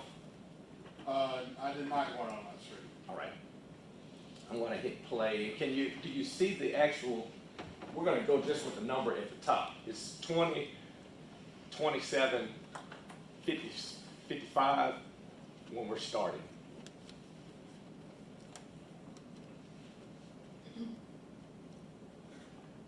And I'm going to ask that you tell us to stop when you first see Mr. Nichols, or the suspect. The person who I believe to be Mr. Nichols. Yes, sir.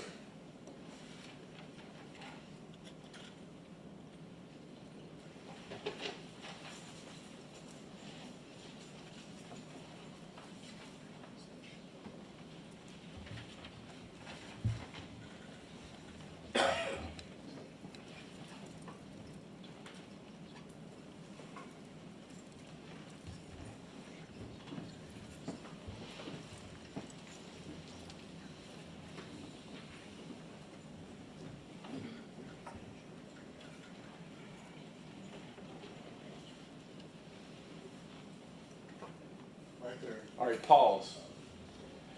At this point, Mr. Nichols has walked past the back of that vehicle, correct? Correct. And has there been any motion sensor going off? No, sir. Has What's the there- timestamp on? I'm sorry. What's- 28:57. Well, actually, been 28:55 when he first came into frame. All right, 2028, you said 57? 55 when he came into frame. All right. Thank you. Okay, we're going to continue.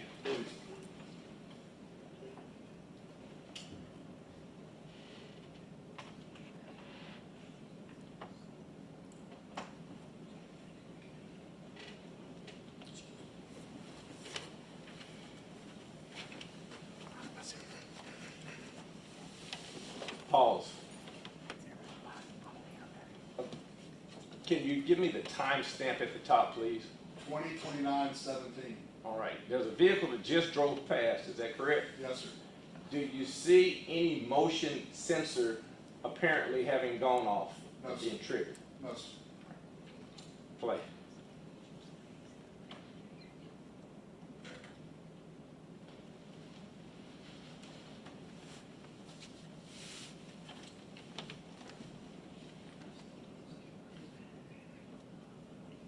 Pause. Can you read that timestamp? 20:29:33. Is there another vehicle that has just driven by? Yes, sir. Did it appear that any motion sensor would have gone off? No, sir. Play.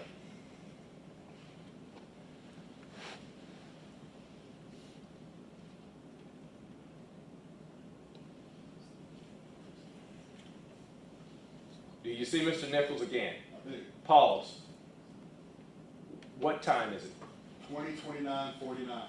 Where approximately is Mr. Nichols at this point? Right here, behind the right rear of this minivan. And if you continue, Back it up just a little bit before you continue. All right. Right now, you see him in between the vehicles, correct? All right. And this is 29:46? correct. All right. Now hit play.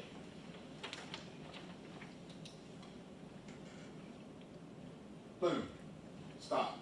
20:29:53. That's where we have this, I believe, light come on. Here. Keep going, please. Hold on. Pause. Pause again. You point to where you say you see a light come on. You're gonna have to go back about 2 seconds. All right. All right, now hit play again, you're gonna see something pop on. Okay, let it play.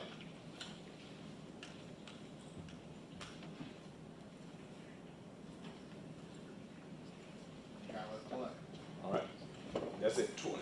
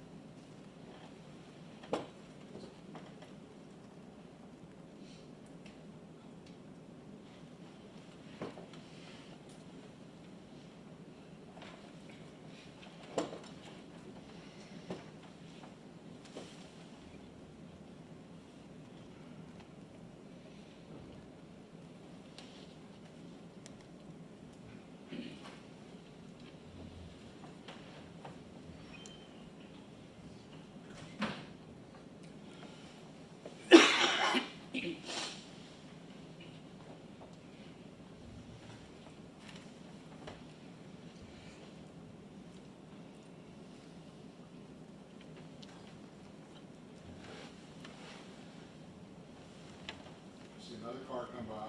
Correct. Notice that light's still on.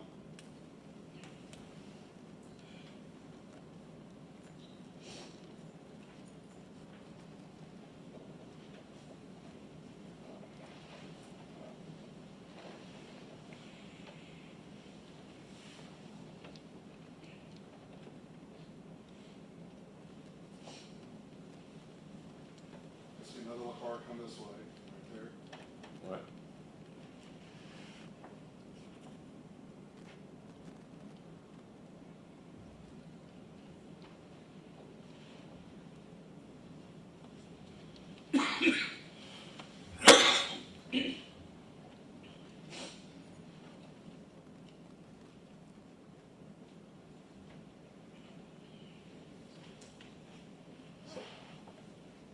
That's, I think it's from 2027 until 2029 and 52 seconds.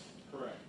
You do not see a light at the lower portion of the vehicle, correct? Correct.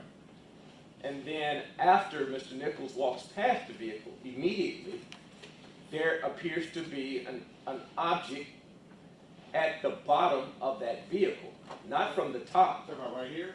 Yes, That's when the light comes on. If you notice, we go back and start with where the light comes on.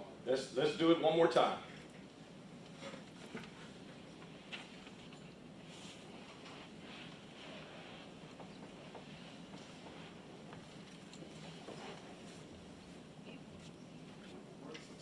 What time does the light come on? 2029:53. Can we not just get close up to the, And what we're gonna do is stop at 2029:51, just to give you that second. Fast forward to that one. Can't, I'm just scared. all right, go back.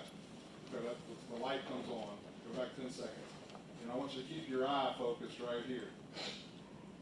Once that car passes, and when this light comes on, when he walks by and gets over here, possibly up in this yard, I want you to keep your eye focused right there when that light pops on.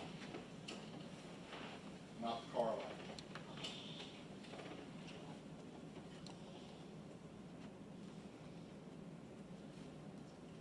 There's the individual.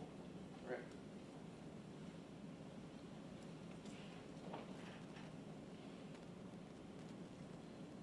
Stop it on 51. Keep Stop going right with the now. light. There you go. Right. That light comes on, that right there pops on. In my experience, from cameras and lighting and stuff like that, that's gonna be a reflection. Based on what I believe to be some sort of motion sensor light, probably closer to the house, which leads me to believe that that individual, rather than go straight down the street, he probably went further into the yard, causing that light sensor to go off.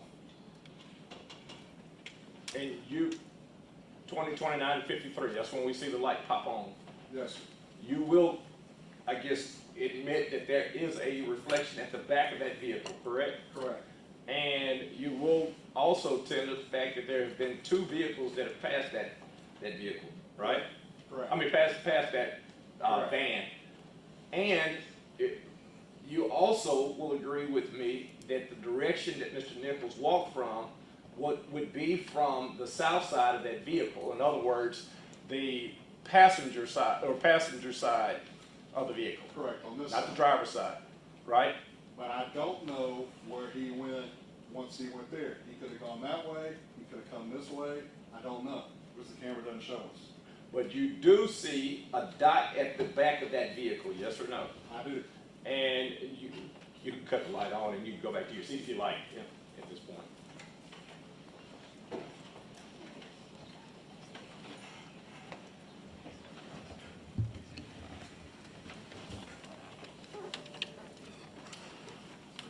Do you remember when these videos would have been received from TBI? I have to look at the case report, to give the exact date. All right, and it would have been simultaneous though with the same date as the other video from Ross and Castlegate? More than likely, but there were so many videos obtained that they could have come and the way we get a lot of these videos is through a download system, and it is extremely time consuming due to the data size. We're talking gigabyte, terabytes of information. Right, but the two that we would have received, Skycam would have been from that location, Right. 6705, and the Rawson Castlegate Skycam, correct? Correct. So at least somebody reviewed it at some point and turned it over to TBI, correct? Correct. Indicating that it had some importance, right? Well, they would turn over every single video obtained, not necessarily that they're reported or not, but any video whatsoever that they would have had of the general area, they would have turned over to us. The ones that we would have received in discovery would have been these two. Is that fair? Oh, yes. From your case file. And being the fact that the person that you identified as somebody wearing clothing similar to the person that you have come to know as Tyre Nichols, at least somebody thought it had some value to the case, right? Sure. And according to your case file, did anybody go out to see if there was a motion sensor in that yard? Not to my knowledge, no, sir. To your knowledge, did anybody go out on the next day to look around and canvass what was left out there? No, sir, not to my knowledge. And your file to this date has nothing about anybody getting any information from the houses in that particular area about a motion sensor, about whether or not at 2029-52 there was an instrumentality, dope, other credit cards, anything left at the back of that vehicle. No, sir.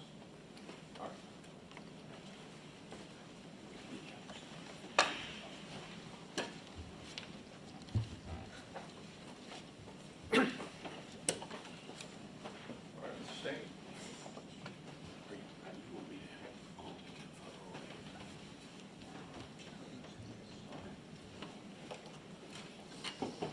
Good afternoon, Agent Becker, Mike Stengel, and I represent Demetrius Haley. First, on this 6705 Ross Ridge video, Ross Ridge is in between the intersection of Ross and Rains and Ross and Castlebeck, correct? Correct. And part of the reason you can attribute this video and the person slinking around those two cars as consistent with Tyre Nichols includes the time of this video, correct? Correct. It's in between him fleeing the officers at the traffic stop at Ross and Rains Correct. and him running from officers at Ross and Castlebeck. Yes. And as the case agent, you're aware, you've already testified, that Mr. Nichols' car was searched, correct? Yes. It was searched pursuant to a warrant that the TBI got as Correct. part of this investigation. And photographs were taken of the contents of his car Correct. prior to anything being returned to him, correct?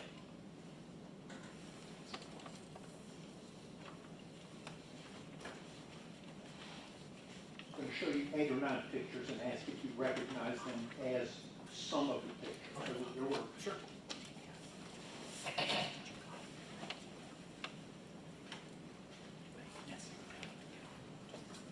Give me a second to ponder these photographs.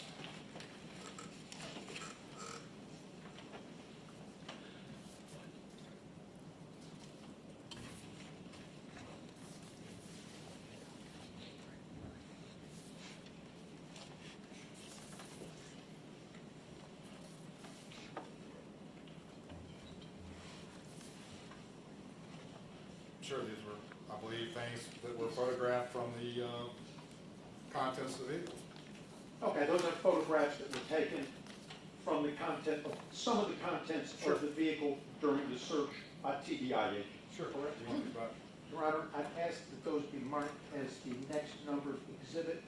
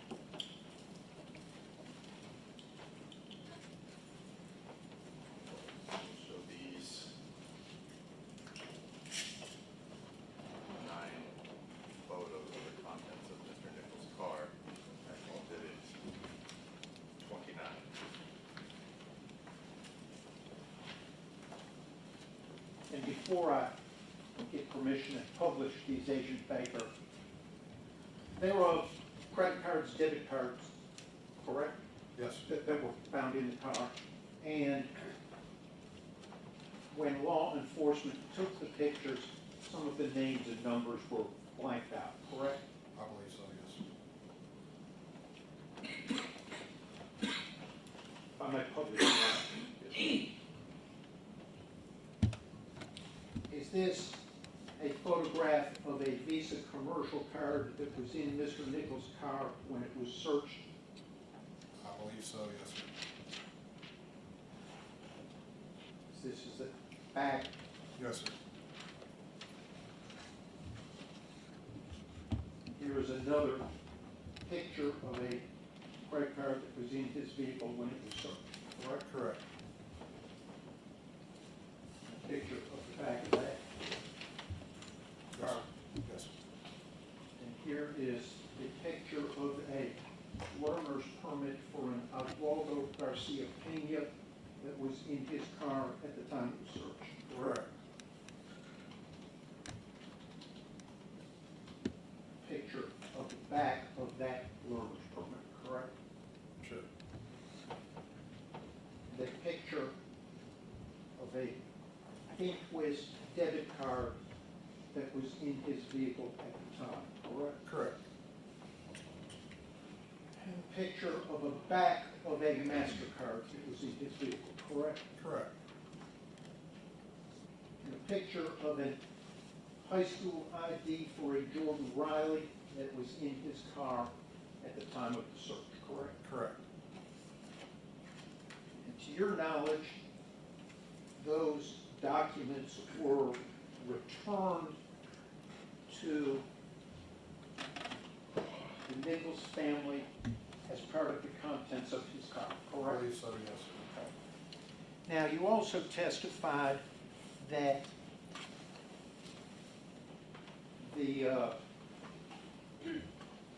on the night of January 7th, the night of the incident,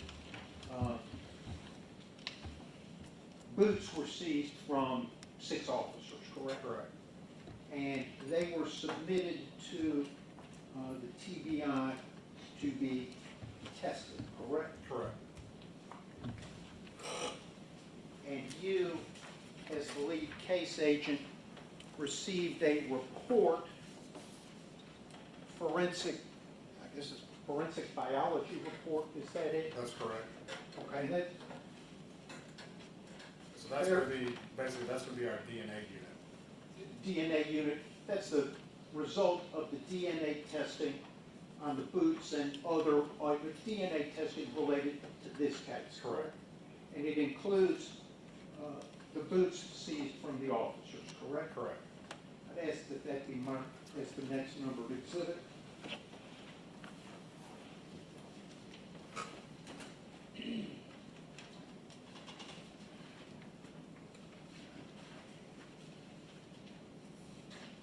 All right, we'll show the TBI forensic biology report, 7 pages, as exhibit 30.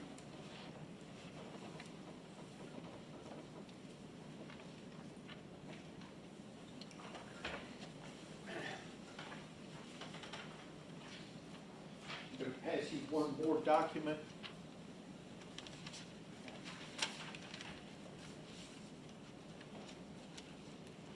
You testified that there were psilocybin mushrooms seized from during the search of Mr. Nichols' car, correct? Yes, sir. And of course, that being a Schedule I narcotic, it was not returned as contents to the family, was it? No, sir. It was seized and sent off for testing, Yes. correct? And you, as the case agent, received a report on the testing of those items submitted, correct? Yes, sir. And in addition to the mushroom, there was also some plant material and paraphernalia sent for testing, correct? It was. And that's a report from those items sent for testing. Yes, sir. And it confirms that seized from his car during the search was plant material containing psilocybin, the mushroom, Well, let me read you what exactly was sent, so we're all on the same page. So there were 4 items sent: the mushroom material, charred residue, plant material residue, burnt substance. Item 12A was the mushroom material.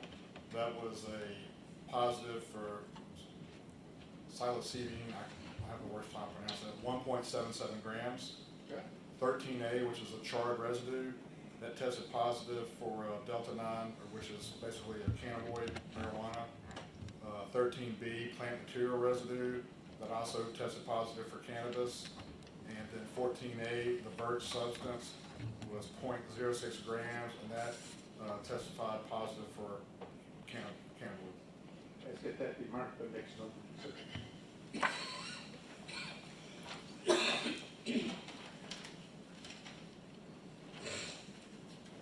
So the forensic chemistry report, 2 pages, marked exhibit 31. No, we have stipulated to that, even though the toxicologist and the DNA expert's not here. There's an agreement we reached with Mr. Single and everybody early on. All right, thank you. Pass the witness, Your Honor. All right, state. All right, first, we told you a couple days ago that the air conditioner was out in here, didn't we? You did, and I'm very thankful for, I'm I not. know the jurors are thankful as well. They don't know how thankful, because I'm not gonna tell them what you threatened to wear if the air conditioner was still on. Right, well, they don't wanna know. So that we keep secret, okay? This started, you said, as a aggravated assault case, is that right? Yes, sir. Can you explain why? Well, initially, when you have a case like this, a lot of times the actual aggravated assault would be like in an officer-involved shooting or a lot of custody deaths. The actual aggravated assault victim would be the actual law enforcement officer. In this case, it turned out to be the opposite, where the victim of this was the victim of an aggravated assault. But you hear the victim wasn't a law enforcement officer. Correct. Were the suspects law enforcement officers? Yes, sir. And why did it start out aggravated assault versus murder? Because Mr. Nichols, at that point, was still alive. When he died, did it become murder investigation? Became a murder investigation once he passed. Now, when law enforcement officers, MPD officers, are suspects in criminal cases, does MPD investigate that?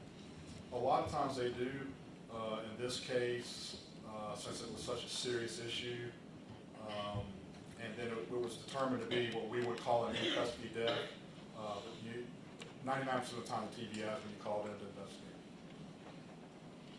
TBI, in that situation, MPD makes a late night phone call to the district attorney, is that right? Correct. District attorney makes a late night phone call to the TBI, is that correct? Calls TBI, And then y'all take over the investigation. take it up. And that's how this works. Correct. You, though, were out. I was out during the first several days of this.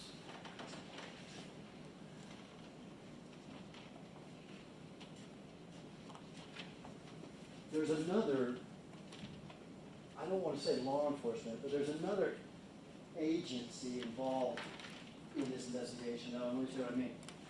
Do you know who the Shelby County Medical Examiner's Office is? Yes, Did they have a role in this investigation? yes. In fact, during the course of this investigation, in the very first few days, were TBI agents, including yourself, in contact with the Shelby County Medical Examiner's Office? Mr. Zumark asked about hospital records, Correct. right? TBI subpoenaed hospital records. Correct. Were you aware that the medical examiner's office also got hospital records? Yes, sir. They don't have to subpoena, they have full access to any record they want. Because they're actually the highest ranking of anybody on the scene. Technically, yes, when it comes to a death. They have the ability to obtain the hospital samples Absolutely. directly Directly. and don't have to wait for you. No. Were you aware that Dr. Ross had actually obtained the samples from the hospital? Later, but knowing Dr. Ross, that I I know how he operates, and that's what he's gonna do. And had you spoken to Dr. Ross in the few days after this, after Mr. Nichols unfortunately passed, about how the autopsy was going? Yes, sir. About what his initial impressions were? Yes, sir. And did he tell you that his initial impression was that this was a homicide? Yes, sir. That it was trauma to the head? Yes, sir. But did he tell you that he's gonna send brain slides and everything else off for look by other experts? Yes, sir. There's an expert in New York. We have particularly unfortunate cases like this that they will send off, and I apologize to the family and attendants, but they take brain slices and they send those off to a pathologist who specializes in that field in order to do a further study that the MD's office here can't, I won't say can't handle, but it's a much more comprehensive exam. And you were talking to Dr. Ross and his people as this went, Oh, yes, in Atlanta to us. absolutely. Mr. Nichols dies. It's a homicide investigation. Homicide. And you, TBI wanted to obtain all the video they possibly could, correct? Anything, turn over every stone. Body worn cameras of the suspects, Correct? of the ones that had body worn cameras. Correct. Any sort of poll cameras or thing like that? Anything that the MPD says that they have, we ask for. So we say we want the poll cameras and any camera you have access to for a specific area, and get that. And when you ask for it, they're supposed to give it to you, right? Yes, sir.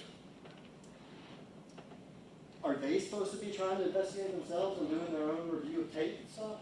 No, sir, not at all. Because that's the whole point. They have a conflict.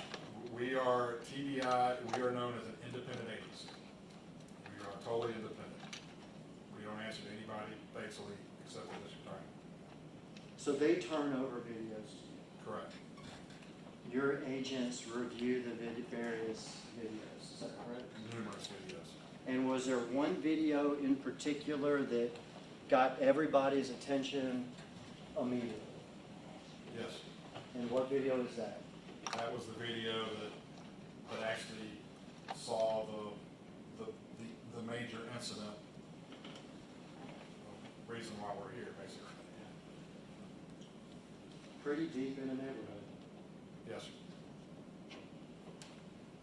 Pretty rare to get. From my understanding, it was almost kind of accidental to get that video.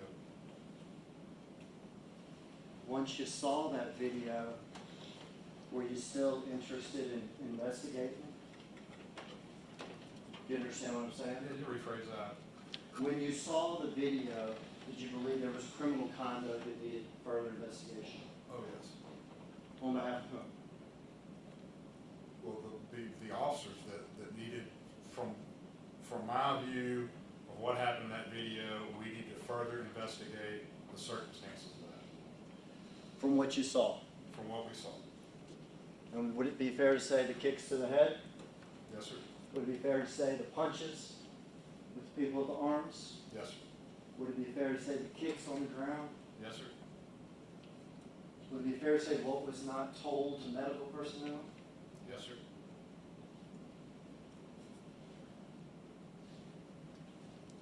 Well, did you still want to investigate that after you found, like, how many grams did you say? Was it 1.77 grams of mushroom material? Did you still want to investigate that after you found 1.77 grams of mushroom material in his car? Specifically in the trunk, so no. In the trunk. Right.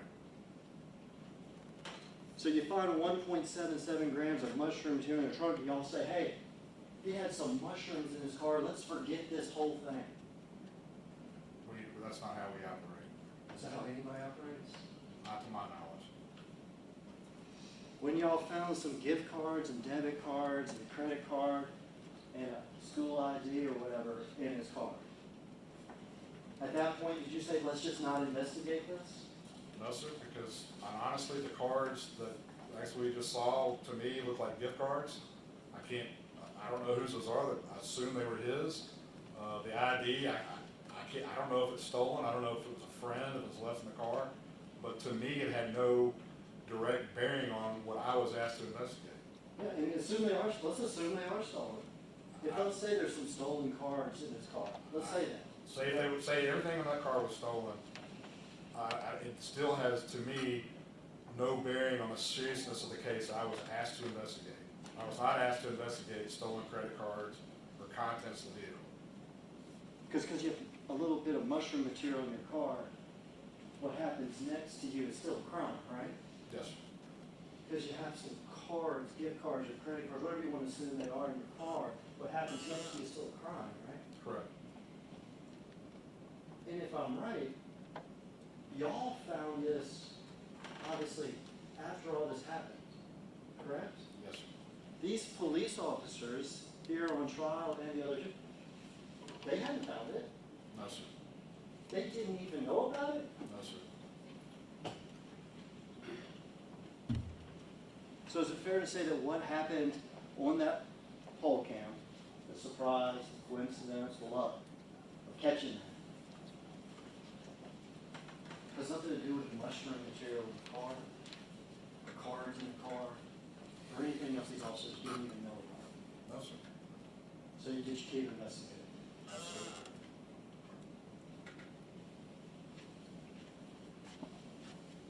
Do you, I can't pronounce it either, okay?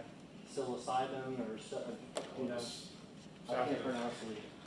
But you know it's mushrooms, what Right. people, you know, call it. Like psychedelic. Yeah, it's like a recreational drug that people take, and maybe it's a, Objection, Your Honor, he's testifying. We've gone far afield when it comes to leading. Objection, leading, testifying. This is cross-examination, so I'll allow for the leading questions, but I'll go ahead and just ask the question. is it some type of recreational hallucinogen or something like that? Oh, yes. And let me pass you this picture here. What's that there?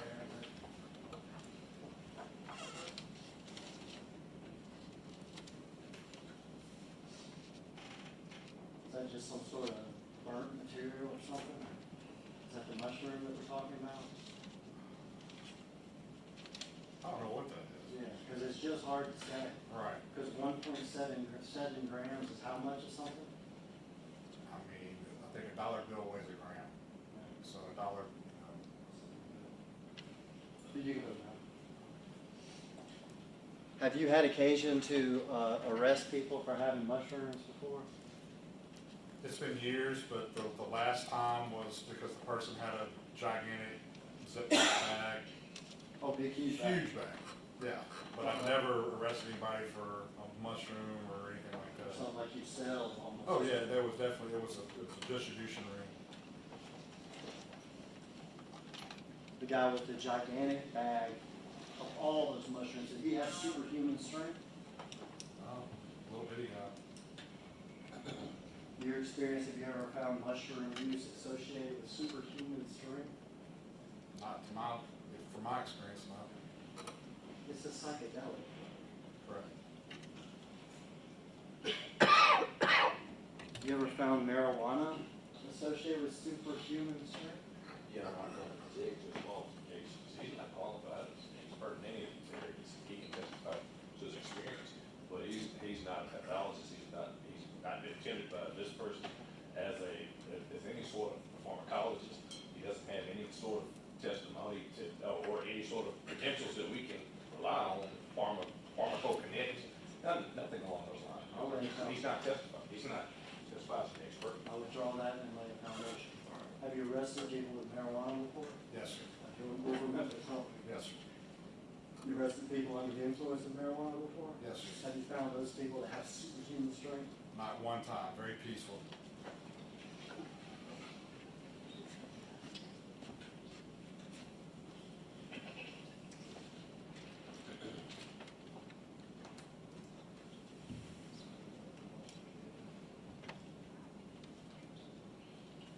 That's all my questions, Judge.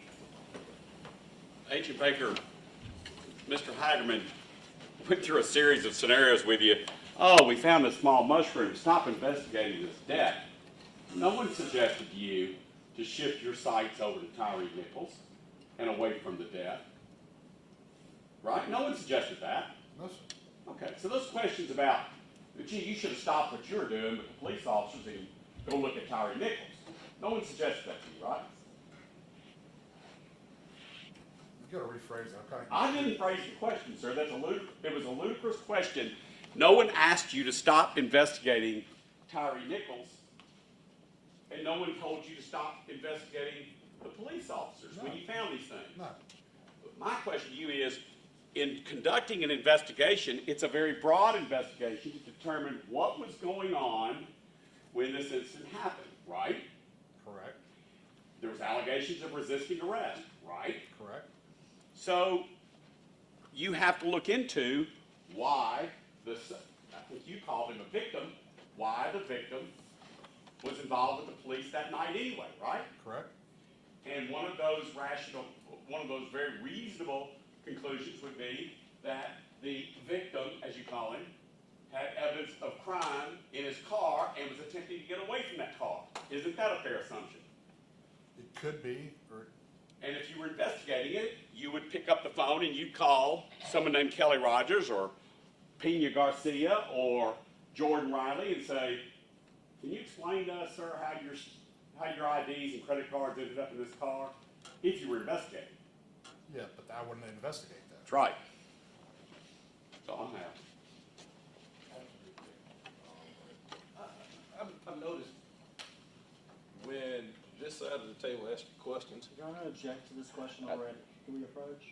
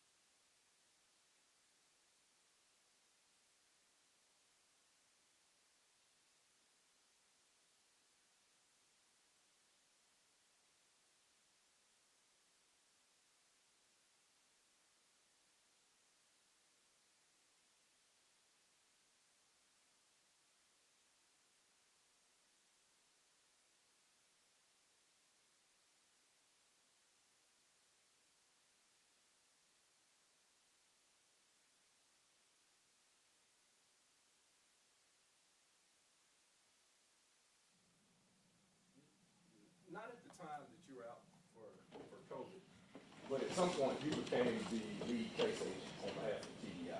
Right. Case, right? Yes, sir. This is your case, right? Yes, sir. And are you giving the impression that all of the arrests, now I'm going back before your TDI agent, all of your arrests have been pretty much sterile, just like what was being suggested a few moments ago? In other words, when you used to arrest people, all of those situations were the type of arrest that you say, sir, turn around and put your hands behind your back. Oh, no. And you never had any difficulty arresting anybody that just didn't want to be arrested while you were a police officer through the years that you were in law enforcement. I had many difficulties. And how many years did you serve in law enforcement? This will be my 25th, going on my 26th year. And how many of those years did you serve in the capacity as a detective or a special agent? All but 5. Okay. And so all but those 5 years, did you ever work in OCU? I was never worked for MPD. And so did you ever do any sort of work in what would be considered vice, for instance? No, well, if you count drug work, work fugitive, but In your work as a non-just regular uniform officer, as a uniform officer, sometimes the arrest work is a little bit easier than if you're in a capacity as a vice officer or an OCU officer or in some of the other capacities that you might have served in. Is that true? I don't think I can answer that way. I don't think anything's easier. I think each arrest is always different. Okay. All right. January 7th, 2023. Were you out there arresting a man that had these credit cards and debit cards in his car? No, Were you out there trying to arrest a man that had driven 2 miles away from blue lights when they first came on? no, Were you out there trying to arrest a person that had run from 3 different locations? no, Were you out there trying to arrest a person, and I don't care if he had a little bit of dope or a little bit of mushrooms or a little bit of this or a little bit of that? You don't know anything about Tyre Nichols, correct? nothing. You don't know anything about his strength, right? Nope. You don't know if it's superhuman or subhuman, I right? have no idea.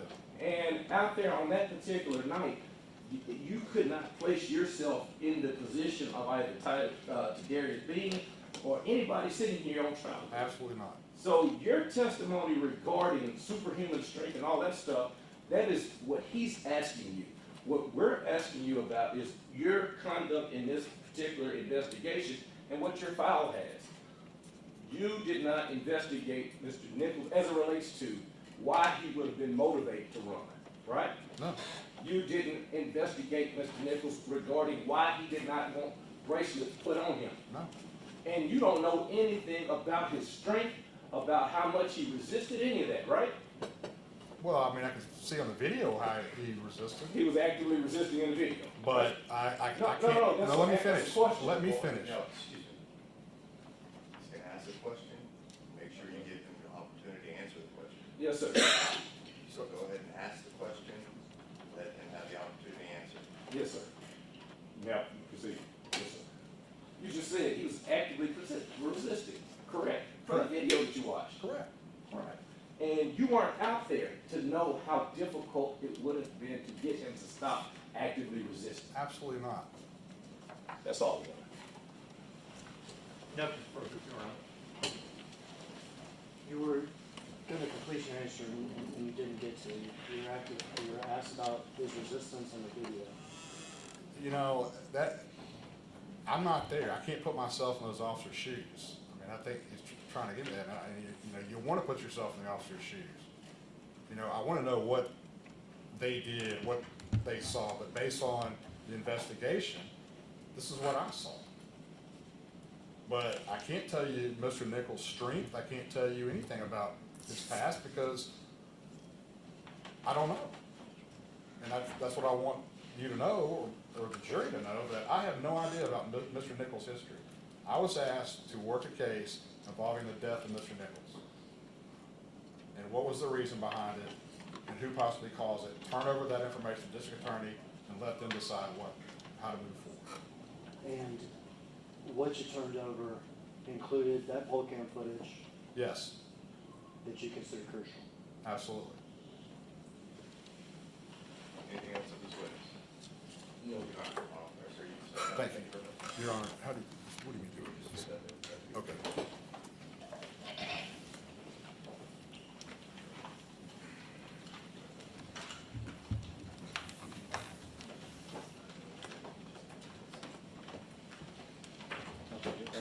Wasn't introduced.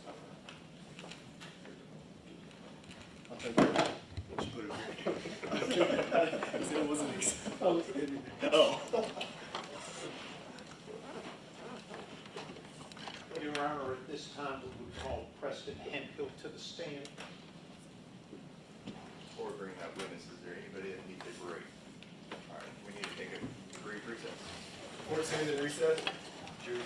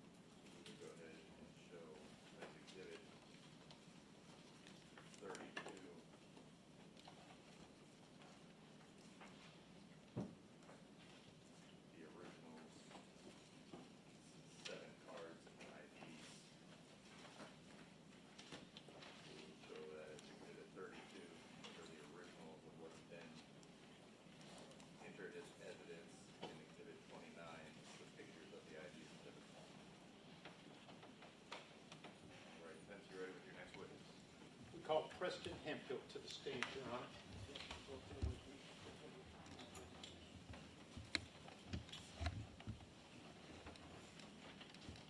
Stand and set the raise your right hand, face the judge. Sir, do you solemnly swear or affirm that the testimony you give today will be the truth and nothing but the truth to help you God? Yes, sir. All right, can I see, sir? All right,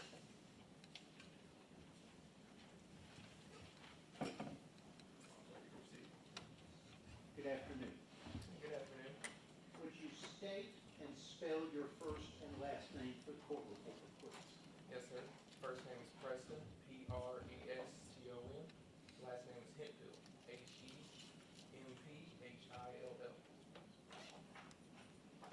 And Mr. Hemphill, is your appearance to testify here today pursuant to a subpoena served upon you? Yes, sir. January 7th, 2023. Where were you employed? I was employed with the Memphis Police Department. And what was your job that day? I was with the Scorpion 1 team.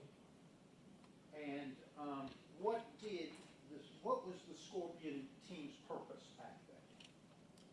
The purpose for the Scorpion team was to go to high crime areas and look for anything illegal.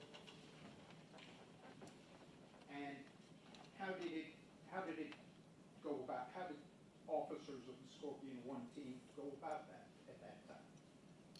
We would go into areas, either see people like loitering at gas stations for an extended period of time, cars with reason to pull them over, and just go from there. What do you mean by reason to pull a car over?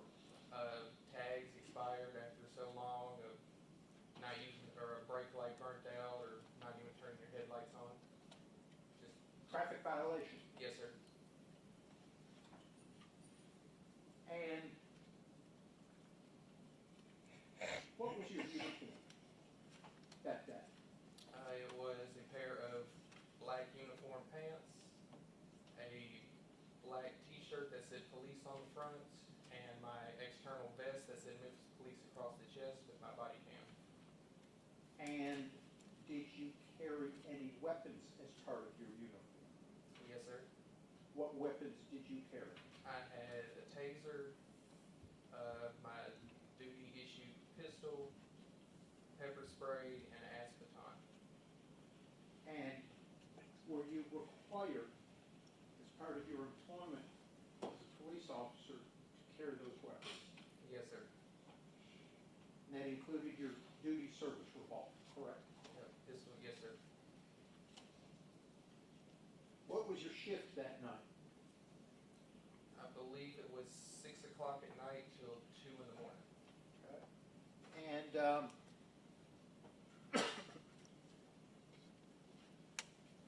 do you recall participating in the traffic stop at about 8:20 to 8:30 p.m.? Yes, sir. Okay. And describe the car that was stopped? It was a blue Nissan, I believe Sentra. I'm not familiar with the model. And at the time that the stop was made, did you have any idea who the occupants were? No, sir. Did you even know how many occupants there were? No, sir. Why not? I couldn't see through the tinted windows and just didn't have time to see any other people. Where did that stop occur? Can you elaborate which? Let's start. How did you become involved in making a traffic stop of that car? Myself, Haley, and Martin were all single file traveling down Riverdale. Martin said he saw a car speeding. Martin attempted to pull the vehicle over. The vehicle refused to stop, and we found the vehicle at Rawson Rains. Were you in radio communication with other Scorpion officers?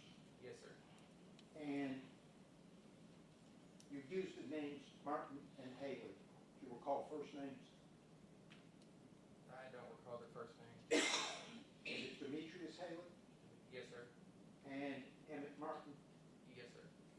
And they were also members of Scorpion Team 1 at the time? Yes, sir. Who initiated the attempt to stop the blue Nissan Sentra? Officer Martin. And were you in the same location when he radioed that he was going to stop this car? Yes, sir. And who else was there? Officer Haley. So 3 members of Scorpion Team 1 in the same general area, correct? Yes, sir. And how did Martin attempt to stop the vehicle? He turned on his blue lights, he activated his siren to initiate the traffic stop, and at that time he keyed up on the radio saying the vehicle was fleeing. Okay. And are you familiar with the phrase getting little? Yes, sir. What does that phrase mean in police talk? He's running from the police. Did Martin use that phrase on the radio? I don't recall. Where were you when you first saw this blue Nissan Sentra? We were southbound on Riverdale, coming out from under 385. Okay. And is that where you were when you first saw the blue Nissan Sentra? Yes, sir. And is that where you saw Martin activate his blue lights? No, sir. Where did you see Martin activate his blue lights? He activated his blue lights right after we went through Winchester. We were still on Riverdale. Okay. Southbound down Riverdale, correct? Yes, sir. Do you recall the speed limit on Riverdale? I believe it's 45. Did you observe the blue Nissan Sentra commit any traffic violations? At which time? Well, on Riverdale. After Martin lit him up, yes, sir. What traffic violations did you observe the blue Nissan Sentra commit on Riverdale? Changed lanes twice without a blinker and fleeing from the police. Were those traffic violations, to your understanding, a legal reason to pull over the blue Nissan Sentra? Yes, sir.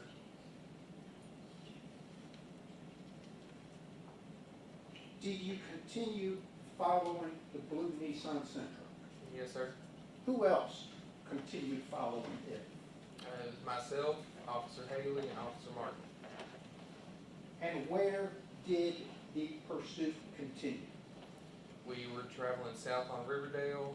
They turned right to travel west on Ross, and at Rains, not Ross. They were traveling west on Rains, and they came to a stop at Rains and Ross.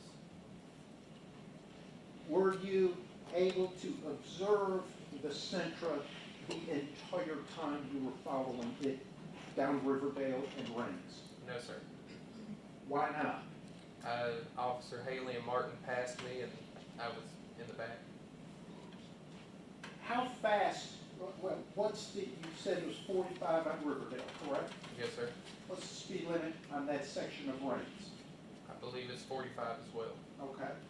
And you fell behind? Yes, sir. The Sentra, Haley and Martin? Yes, sir. And how fast did you get up to on Rains? I don't remember. Do you remember exceeding the speed limit, trying to catch up? Yes, sir.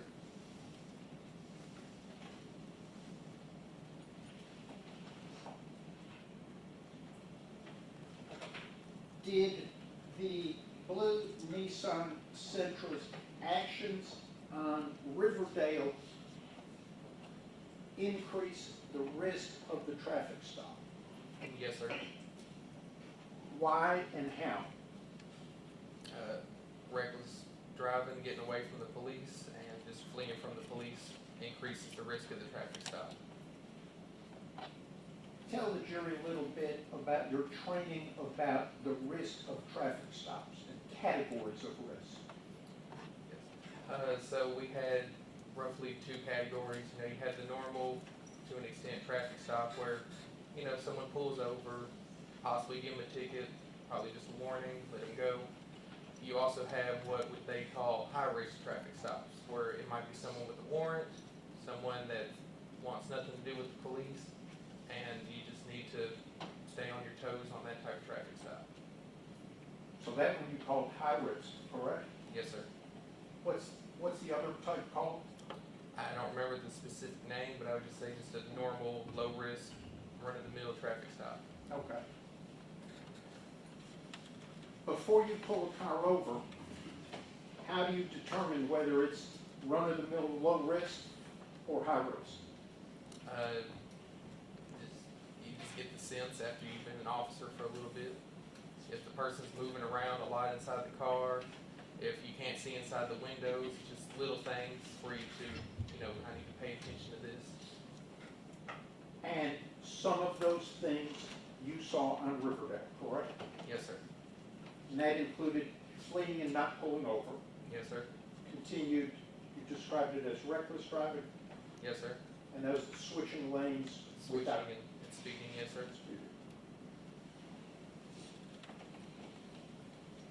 What happened when you got to Ross and Raines? When I got to Ross and Raines, Haley and Martin were already next to the Nissan. Where was the Nissan? It was in the left turn lane at Raines and Ross. Facing westbound, trying to turn left onto Ross. Left or southbound on the Ross, correct? Yes, sir. What color was the light? I don't remember. Who was on the left? Haley, Who was on the passenger side? Martin, And where were you? and I pulled up behind him.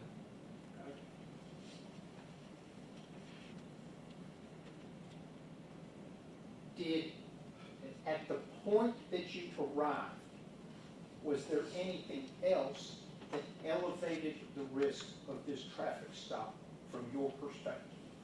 The fleeing from the police, and I couldn't see inside the vehicle because of the tinted windows. Which windows were tinted? If I recall, it was the back window. And you were approaching from the back, Yes, correct? sir. Was it normal after fleeing and refusing to pull over to stop? No, sir.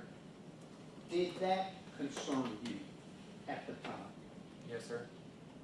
And was that a factor in the risk of the traffic stop? Yes, sir. What did it do to the risk? It lets us know that, hey, he's already run before, but why is he stopping? What are we fixing to get into next? Did that ever happen to you before? No, sir. At the time, how long had you been a police officer? At that time, I was a police officer for about 3 years, And how long had you been on the Scorpion unit? about 3 months. And how long, how often, if you can estimate, had you pulled over cars? Probably every day. Every work day? Yes, sir. For 3 years. Yes, sir. And this was the first time a car had fled and then stopped. Yes, sir.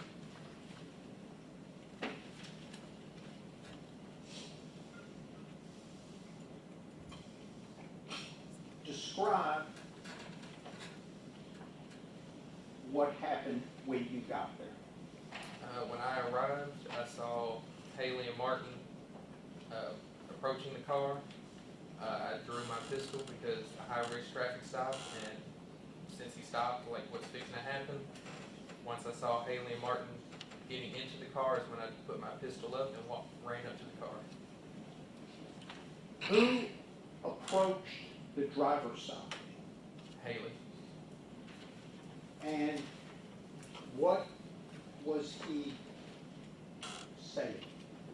I don't remember. Was he demanding that the driver get out of the car? I don't remember what he was saying. Did y'all get the driver out of the car? Yes, sir. Who did? Haley got him out of the car. How? describe how he got him out of the car. If I recall, he opened up the driver door and pulled Mr. Nichols out of the door. Okay. You're familiar with the Memphis Police Department force continuum, correct? Yes, sir. And one of those levels is empty hands control, correct? Yes, sir. Two categories, soft and hard. Yes, sir. Empty hands means no weapon in your hands, correct? Yes, sir. Was Demetrius Haley using empty hands control to get Mr. Nichols out of the car? Or the Yes, driver out of the car? Yes, sir. Did you know who the driver of that car was at that point? No, sir. Until you got there, did you know how many occupants were in the car? No, sir. Did you ultimately learn that the driver of that car was Tyre Nichols? Yes, sir. To your knowledge, did either Martin or Haley know who the driver of that car was at that time of the stop on Rawson Reigns? No, sir, not to my knowledge.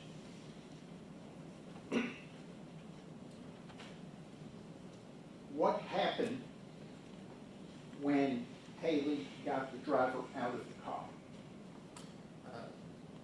He tried to get handcuffs on him behind his back. At that time, he was struggling with us, and Who was he?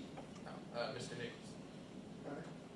Where was Haley initially trying to get the cuffs on? He was pushing Mr. Nichols against the A-pillar between the door of the car and the car itself, trying to turn him around so he can get his hands behind his back. And what did the driver choose to do at that time? He refused to put his hands behind his back and managed to turn around and be facing toward Haley. And how close were you at that time? Maybe a foot, maybe 2 feet. And how close was Martin at that time? I don't recall.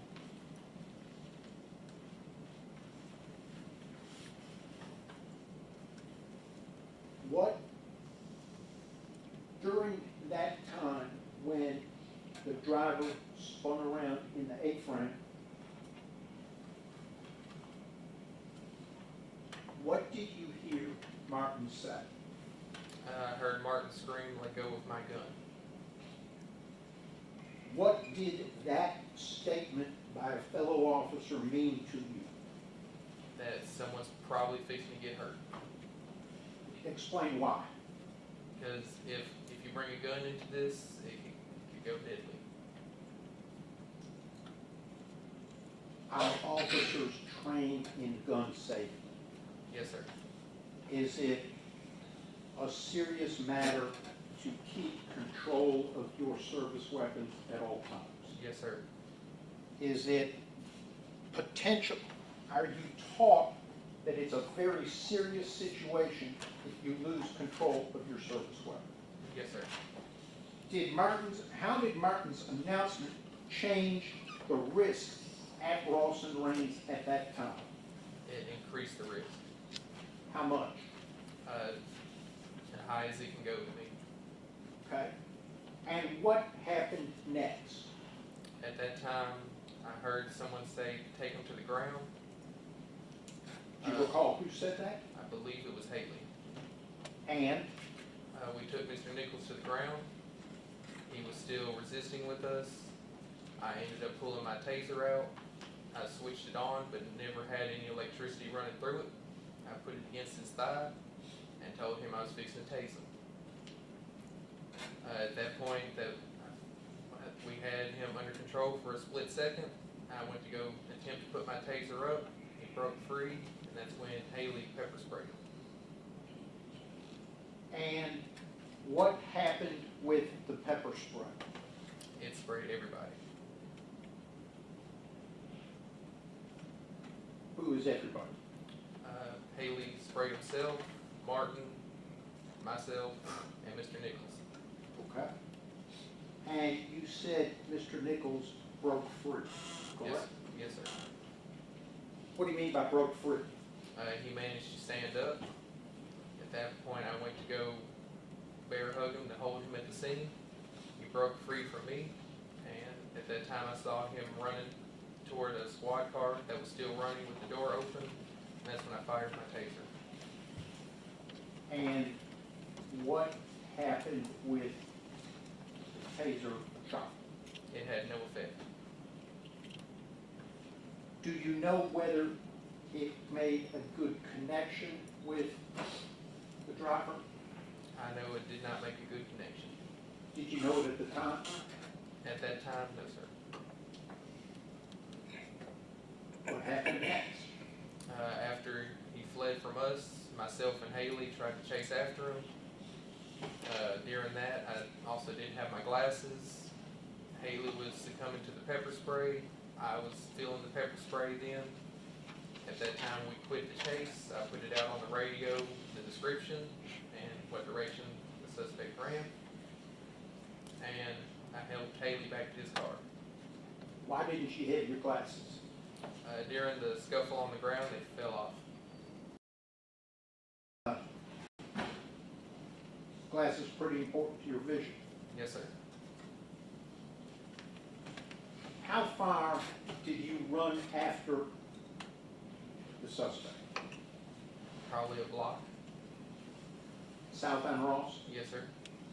How's about Haley? How far did he run? Probably about a block and a half. He was ahead of me. Pretty obvious, but neither one you caught him, correct? Correct. And that's the point when you stopped that you contacted dispatch on your radio, correct? Yes, sir. You said you put it out on the radio. Yes, sir. What exactly did you put out? I put out on the radio that the taser was deployed, pepper spray was used. The suspect was last seen running southbound on Ross, and the closing description. General description, Yes, sir. and that he had fled from the stop. Yes, sir. And you mentioned that you had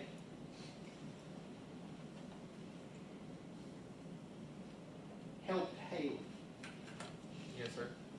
Describe that for the jury. So after we weren't chasing anymore and I put out the description, Haley was walking back toward me. He said that he couldn't see because of the pepper spray, and I had to escort her back to his car so that he could get his water bottle to attempt to flush out his eyes. Tell the jury about the flushing out of the eyes. So with pepper spray, you just really try to get as most out of your eyes as you can, but even water doesn't really stop the pain. It just temporarily stops it. Pepper spray that Scorpion officers carry is very strong, correct? Yes, sir. Stronger than you can buy at a sporting goods store, correct? I don't know. Okay.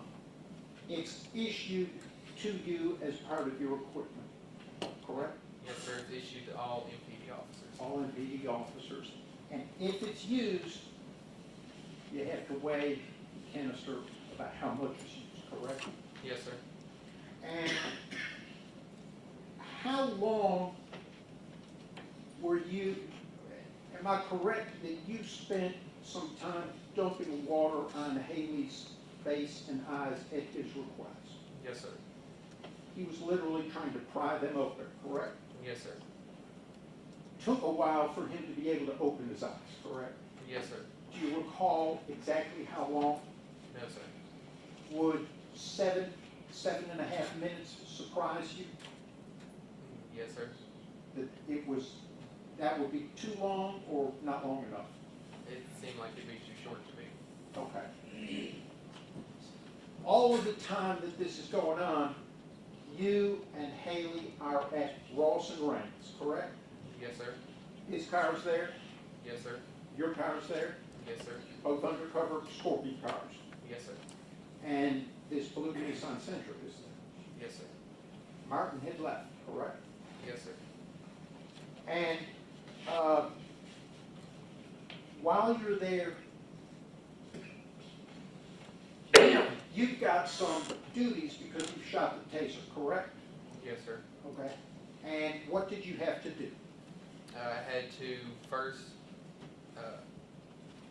attempt to find both the prongs that come out of the taser cartridge. And then after that, I had to submit a memo saying why it was deployed. I had to get the serial number off of the cartridge and submit it all. And you had to report and request fire department medical personnel, correct? Yes, sir. And you did that? Yes, sir. Okay.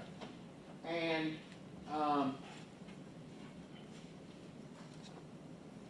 during this time, y'all are at Ross and Rains.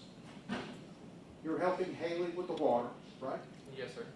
And you're trying to find your glasses. Yes, sir. And you're dealing with the taser stuff. Yes, sir. And requesting the fire department. Yes, sir. Also listening to dispatch on the radio about this chase, correct? Yes, sir. What did you learn over the next several minutes about the suspect? And they managed to locate him. Who is that? Mills, Bean, and Smith. And do you recall where they located him? At that time, I didn't know where they located him. Okay. What happened when they located him, according to what you heard over the radio? And there was still a scuffle going on. Okay. And were more cars needed? Yes, sir.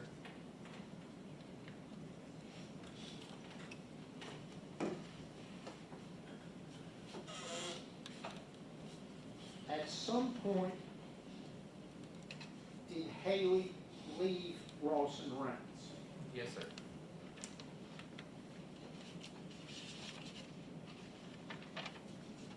What did y'all know from the radio at the time that he left Ross and Rains? That the cars that were over there were still struggling. MPD training, respond when other officers need help, correct? Yes, sir. To your knowledge, was Haley responding to the call for more cars? Yes, sir. That would be consistent with your training Yes, sir. and good policing at that time. Yes, sir. After Haley had left, did the fire department show up at Ross and Rains? Yes, sir. And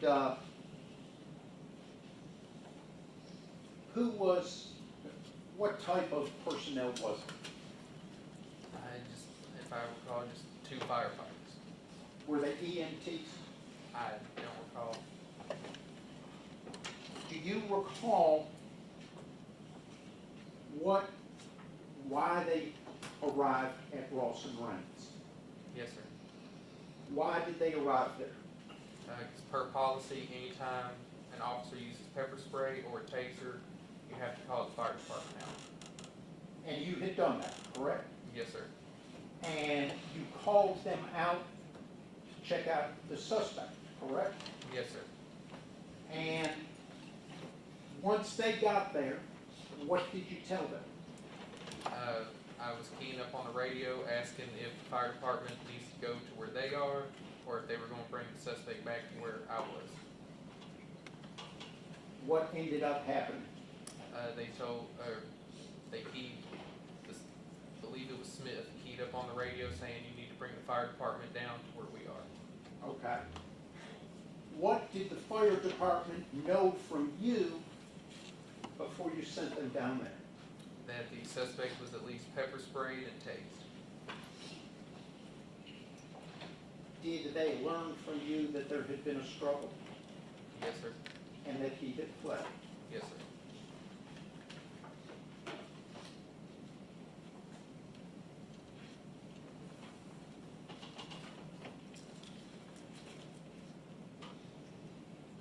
You stayed at Ross and Rains with the car, correct? Yes, sir. Did you ever go to Castlegate and Bear Creek? No, sir.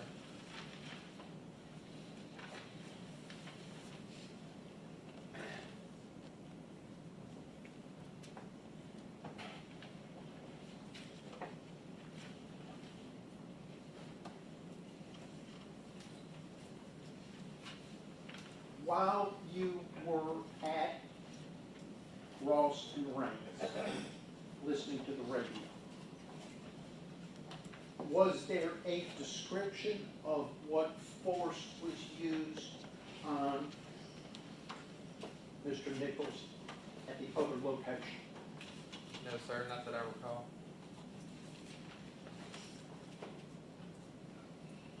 I might have a moment with my client, Your Honor. Yes, sir.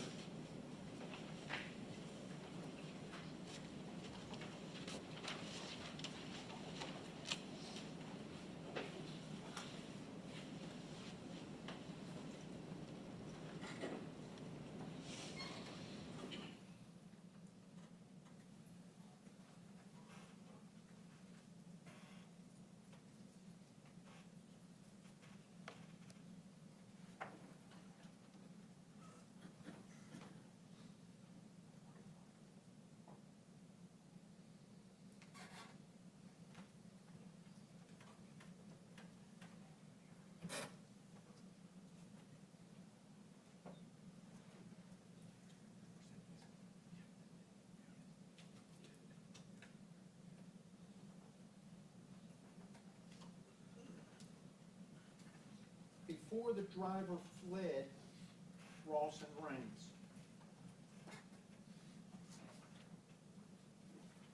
was it a difficult struggle to try and control him? Yes, sir.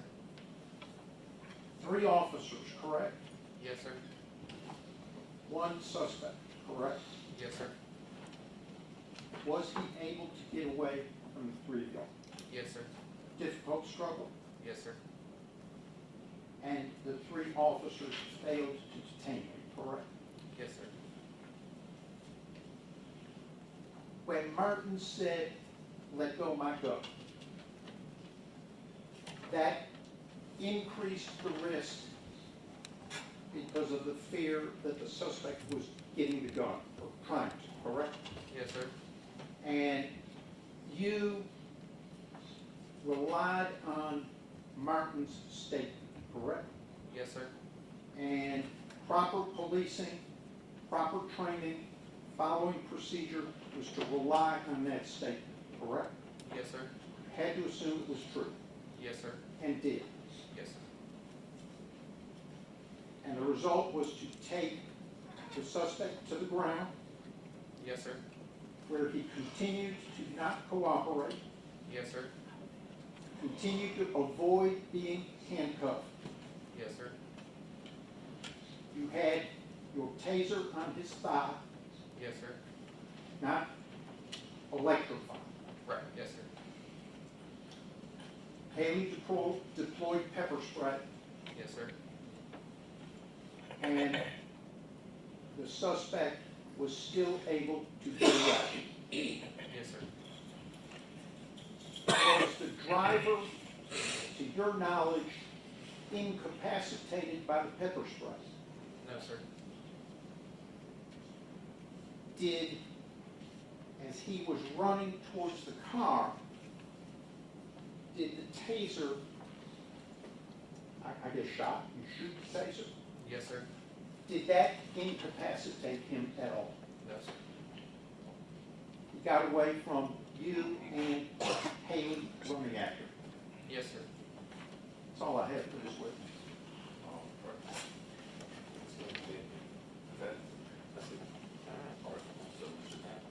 Next. Your Honor, my examination will take a while. All right, just let you know. Just again. All right. Mr. Hemphill, Martin Zumach, representing Justin Smith. I thought we were going, you told us to him to be in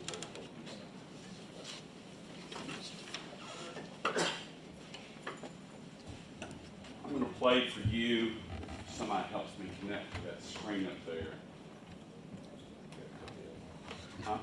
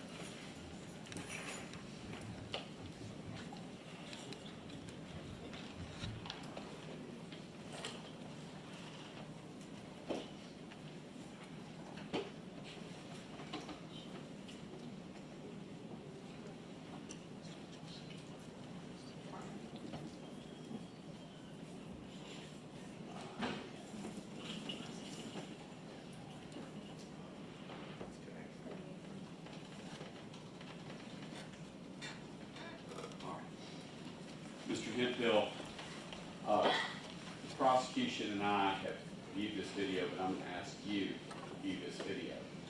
And I would offer to you that it is the path from 385 down Riverdale over to Range and Ross Road. I would ask that you look at it, and at the end, I'm going to ask you if it fairly recaptures your path and speeds.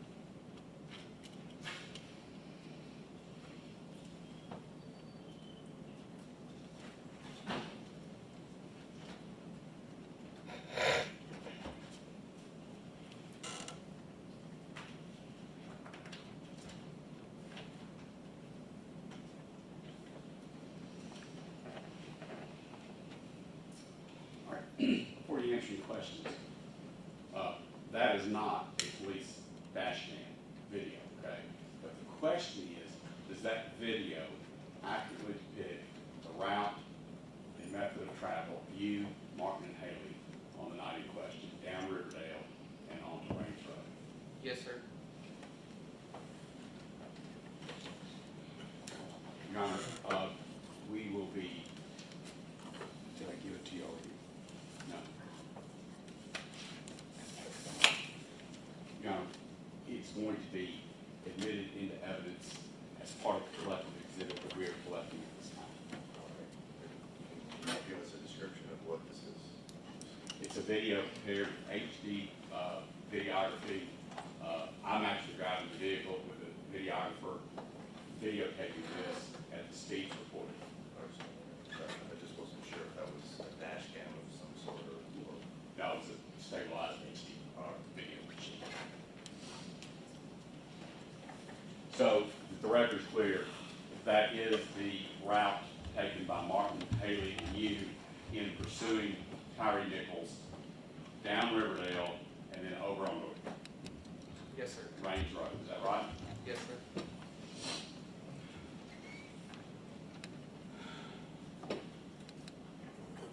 What we're doing, sir, is we're taking care of the video stuff first, then I'll ask some questions, all right?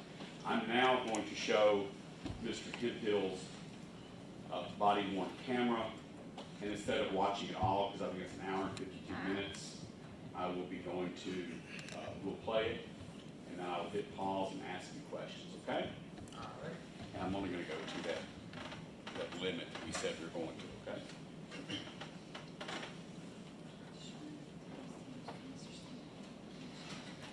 All right, first of all, sir, I'm gonna hit pause so that the jury understands what they're looking at. Your body cam is mounted about the middle of your chest, is that right? Yes, sir. Okay. And is that the view captured by the body cam that was then recorded? Yes, sir. And is that the body cam from the night of January 7th as you, Martin, and Haley are pursuing Tyre Nichols? Yes, sir. All right. Before I hit play, I want you to look. I don't have a pointer other than my finger. If you look, do you see a speedometer right there? Yes, sir. Is that your speedometer? Yes, sir. Is your vision good enough to see how fast you're going? Yes, sir. All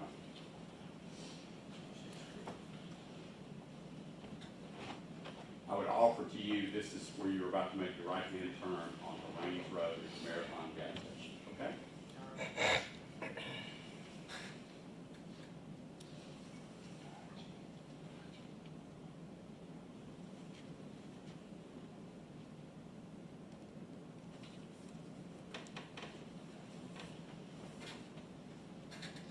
Can you see how fast you're going right there? Approximately 60 miles an hour. Get that two of ours out of the way. You want to look at it again, see if it's a little bit more than that? It's 60 miles an hour. All right.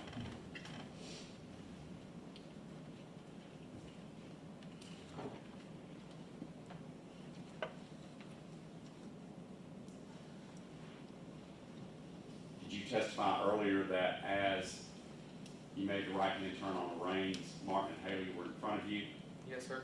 Nichols was in front of them? Yes, sir.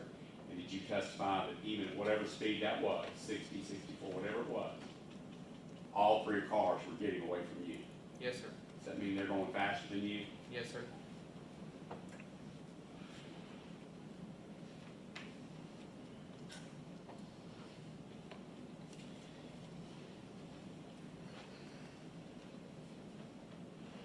I see blue lights flashing. Whose blue lights are those? It's my blue lights. Did you activate them? Yes, sir.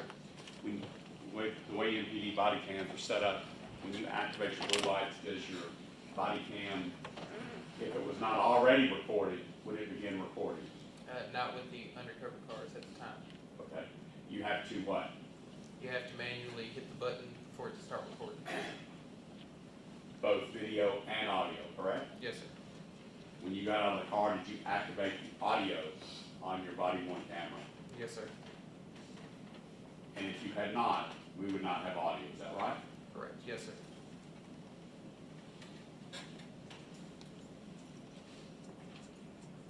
Now,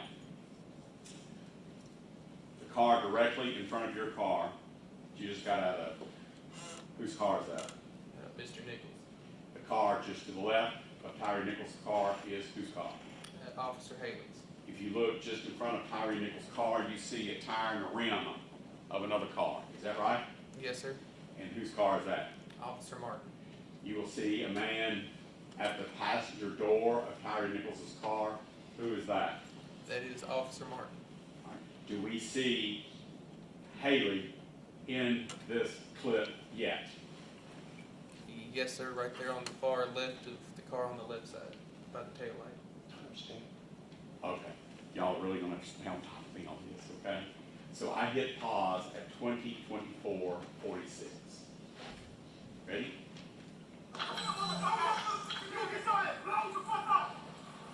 Do you recognize that voice that said, you heard what it said? Yes, sir. Whose voice is that? Officer Haley. Is that called verbal judo? Yes, sir. I'm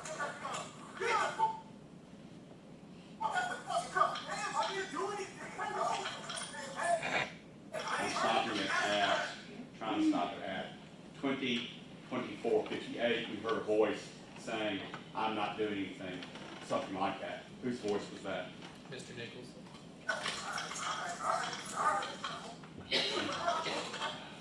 And whose voice is that saying, I? Whose voice is that? I believe that's Mr. Nichols also.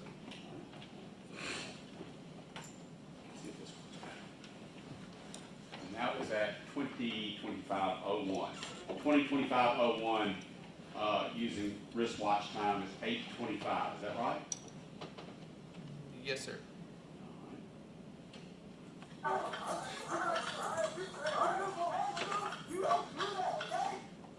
At 2025-06, someone said, don't do that. Whose voice is that? Mr. Nichols. And whose voice was that that said, get on the fucking ground? That's my voice. Is that verbal judo? Yes, sir. Are you ashamed of that kind of language? Yes, sir. Whose voice was that that says, I'm gonna tase your ass? It's my voice.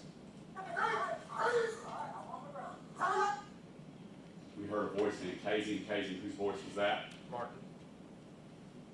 At this time of this arrest, was this a lawful traffic stop?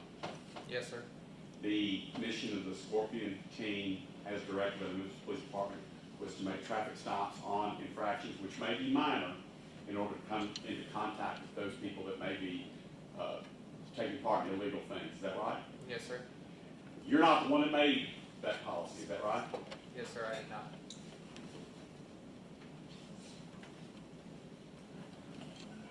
By the way, I stopped at 2025-14.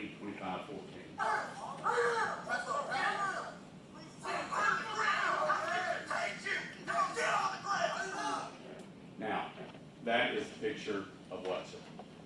Mr. Nichols. I stopped it at 2025-22. It appears Mr. Nichols is looking up at you. Is that right? Yes, sir. What's he saying to you? That he's on the ground. His left arm is held by someone's arm. Is that right? Yes, sir. Whose arm is that? At this time, I don't know.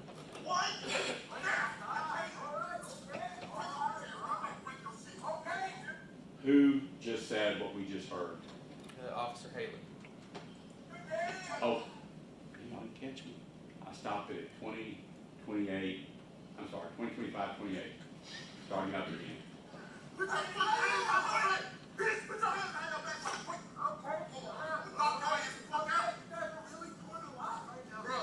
Whose voice was that at 2025-37? Officer Haley. And then what about the statement, y'all are really doing a lot? Whose Mr. voice Nichols. was that? Mr. Nichols. Was Mr. Nichols complying with the directions of these three officers? No, sir. Starting up again.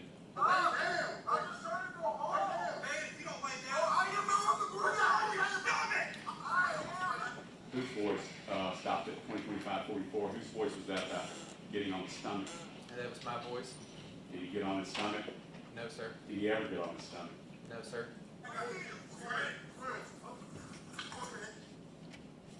At 2025-47, someone said spraying. Who was that? I believe it was Martin. I'm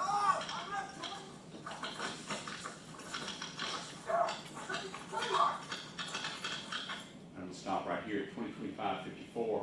You've given a number of statements to the FBI, the Memphis Police Department, and also to the District Attorney's Office that indicated that Mr. Nichols was able to lift and push you, Haley, and Martin off of himself. Yes, sir. Was those true statements or not? Yes, sir. And how much do you weigh? About 275. And how much does, in your approximation, Mr. Martin weigh? Probably about 250, 270. And Mr. Haley? About 250, 270. You sure you're not just making that up to exaggerate that Mr. Nichols pushed you three guys off of him? No, sir. Starting again at 2025-54.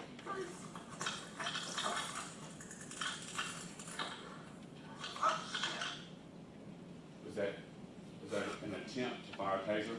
That was, yes, sir. And then we saw Mr. Nichols do something. What was Mr. Nichols doing? Taking off his jacket. That was at 2025-59.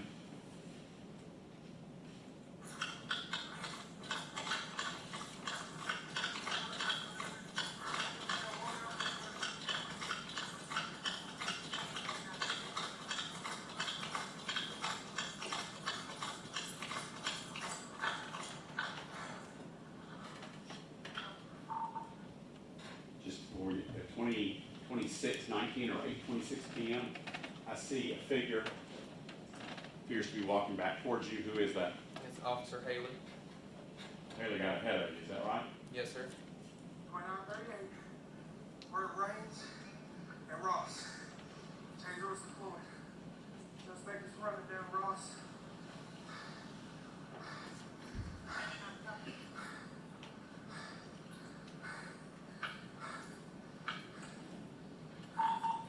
Young male, black, slim build, blue jeans, and a hoodie.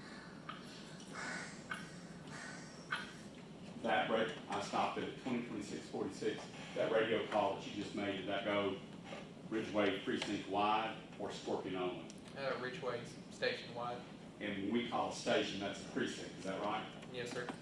And that includes, what I'm gonna call blue and white cars, squad cars, marked cars, everybody, is that right? Yes, sir. Who's that walking to your left right there? It's Haley. And by the way, I've stopped it at 20:26. That's Haley? Yes, sir.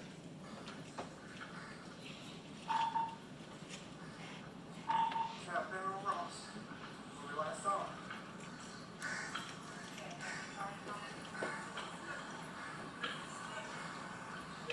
What's that? Yes. All right, hang on.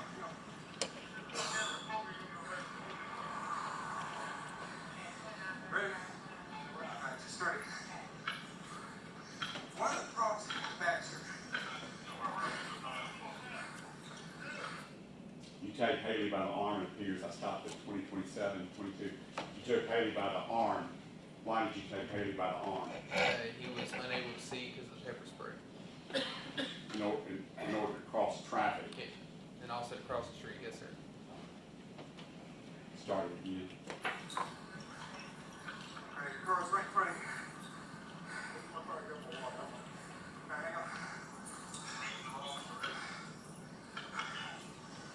Where's your water? I stopped it at 20:27:36 to give you a warning, for lack of a better word, to listen to the radio calls that are being made and the car numbers, or, I'm sorry, call numbers that are reporting in, okay? Okay. What was your call number that night? 2938. And do you recall what Justin Smith's call number was? I believe it was 2931 or 32. 31. 30. And what about Mr. Mills? I believe he was 2930. That's right. And your Lieutenant Dwayne Smith was what? I don't remember. I would suggest you 2901 because he's a lieutenant, is that right? Yes, sir.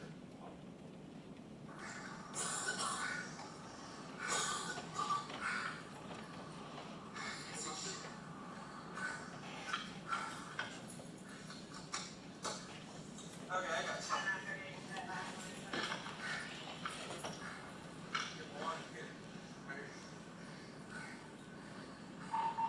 Negative 2938. Where are my damn glasses? What were you saying there? She was asking. I couldn't hear what she was saying. Whatever. You said something about your glasses. Oh, I thought you were talking about the radio. Yeah, couldn't find my glasses. What happened to your glasses? During the scuffle, they flew off. You call that a scuffle? Yes, sir.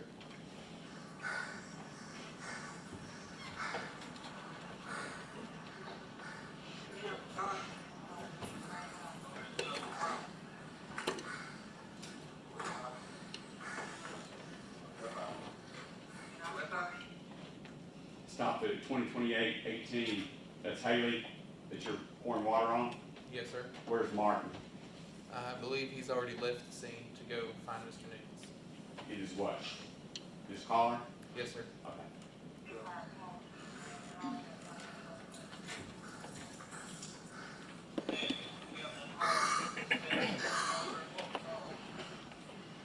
Did you hear that radio call? No, sir, I wasn't able to hear it. All right, listen to it again. Someone makes a call, and I think I know what it said, but I'm not one testifying.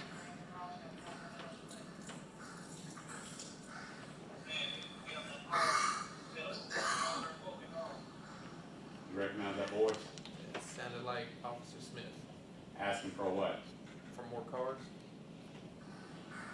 The sorry, 2028-30 is when that was asked, okay? I'm sorry, thanks for reminding me.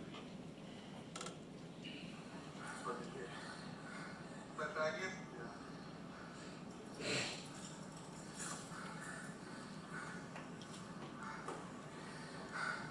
I can't suggest shit, dude. My glasses when he was fighting me.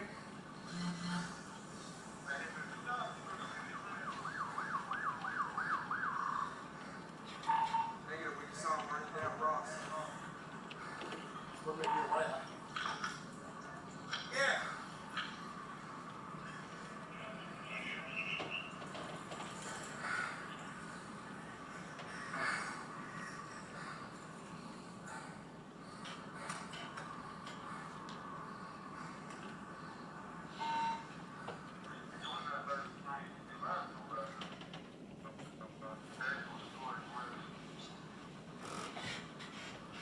By the way, who's 29-33?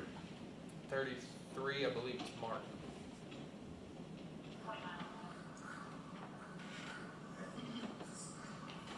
What's up?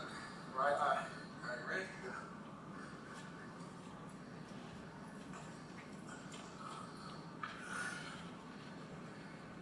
Well, right eye.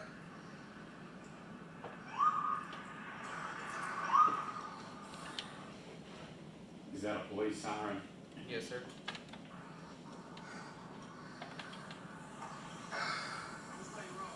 That way. Who was that? Smith. I stopped it at 2029-56. Talking about Justin Smith sitting over there? Yes, sir. Okay,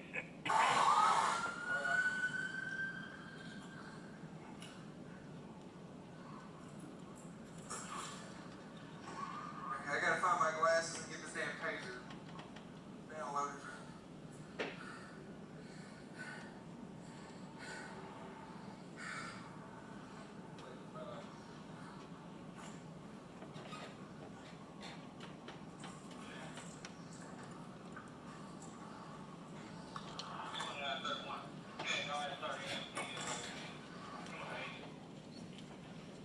That stop says 20, 30, and 30 seconds. Who was that on the radio just then? Justin Smith. And what did Justin Smith tell the dispatcher? To go ahead and start the fire department to this location for chemical agent. And is that, by saying fire department, they're not gonna put a fire out there over Yes, there sir. to provide what? Medical assistance. For who? Anyone that was affected with the pepper spray. Including? The suspect.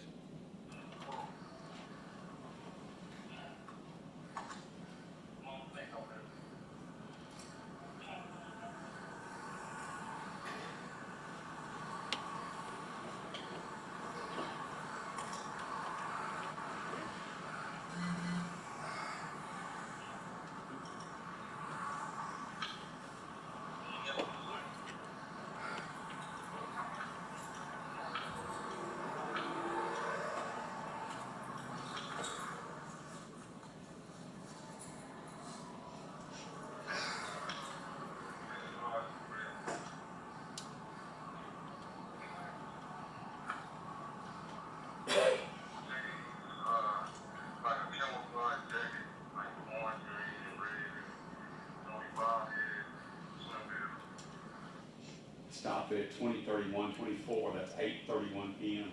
Whose voice was that with the description? Sounds like Officer Mark.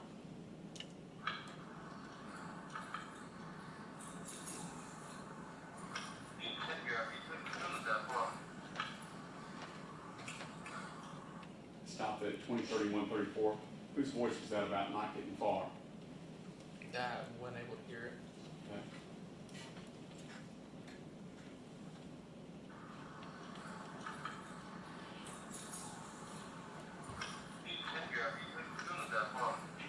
Did you hear that?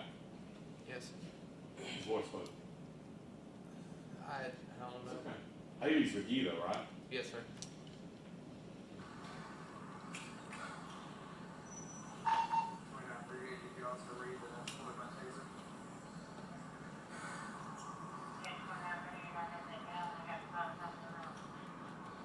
What was that call about? Just asking dispatch if she did hear that I deployed the taser. And the dispatcher's response was what? That she knows and fire department's en route? And that fire department en route was a result of Justin Smith's radio call. Yes, sir. I stopped it, by the way, at 20:31:45. I started it again.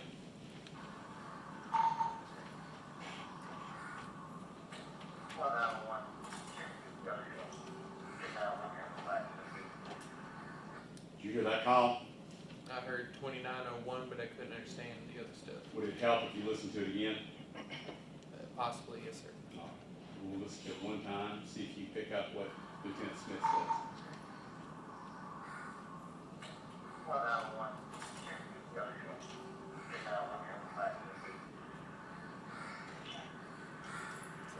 Was he asking if K9 was in the area? I couldn't We don't understand want him. you guessing, okay. Move on. That was at 20:31:57.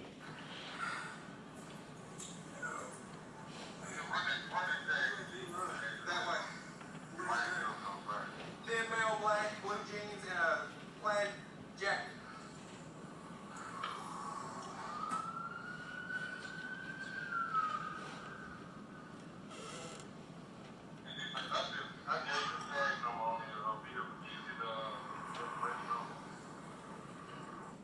Whose voice was that?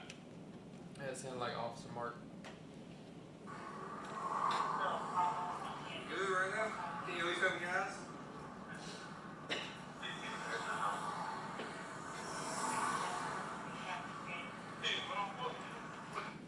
All right. I stopped it at 8:32 p.m. or 20:32:37. Did you hear that voice? Which one? Right now? Radio Can you at least open your eyes?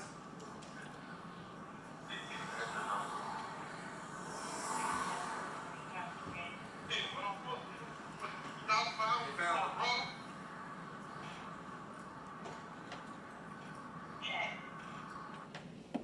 See, I found Ross. Whose voice was that? It sounded to be Officer Mills.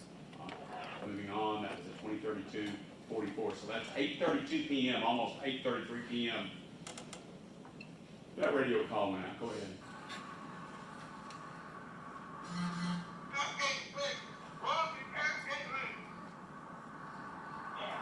You recognize that voice? It sounded like Officer Mills again.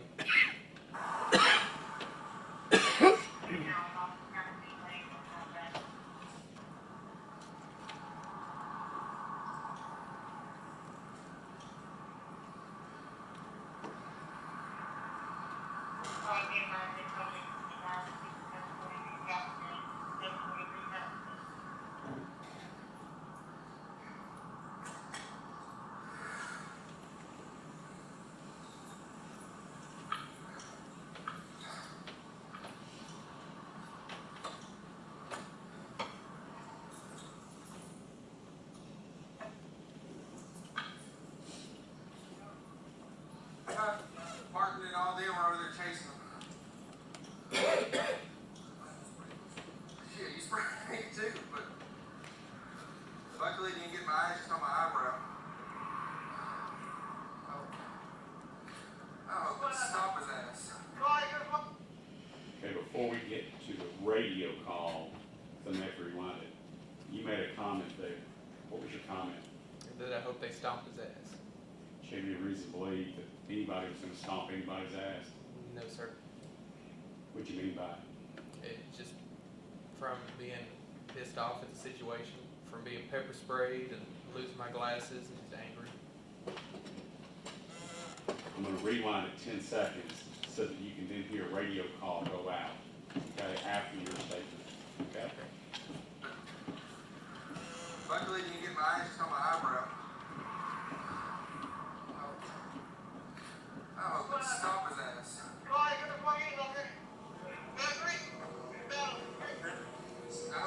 Whose voice was that? That's Justin Smith. And what was he calling for? For more units, More units? more cars. Means what? We need more officers over here. We all know what a drama queen is, right? Somebody who exaggerates the situation. Right, yes, sir. Is Justin, based on reputation, is Justin that kind of person? No, sir. Did you recognize his voice as being panicked? Yes, sir. That is at 20:33:57. 8:33:57. They stop at that Smith is going for other cars, it's in the Martin chasing.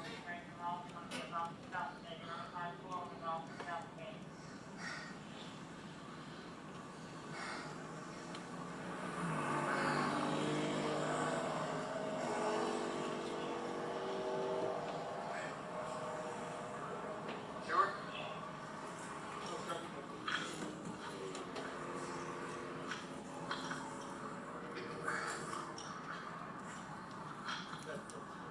Stay right in the car. Alright, I got you. Did Haley give you a direction just then? Yes, sir. What? Stay with the car. That's at 20:34:31.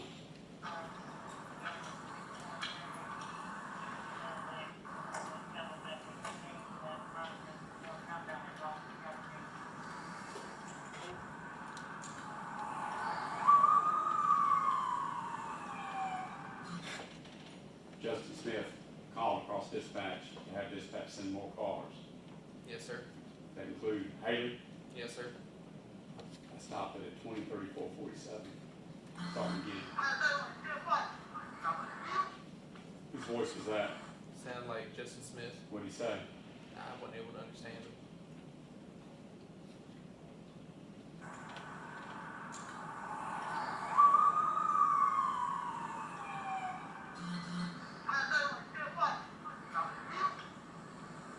Did you hear at that time?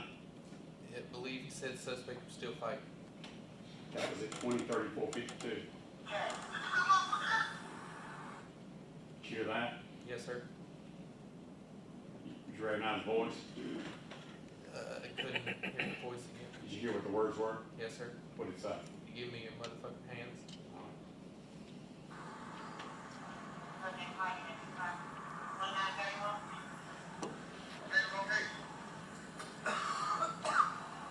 By the way, why are you coughing and spitting? The pepper spray is now getting into my lungs and affecting how I breathe more. Is that common? Yes, sir. At some point, you referred to something called Bad Bob. Bad Bob is a training exercise, correct? Yes, sir. You recall yours? Yes, sir. Was this similar to your Bad Bob training exercise? Yes, sir. Continuing on, 20:35:03.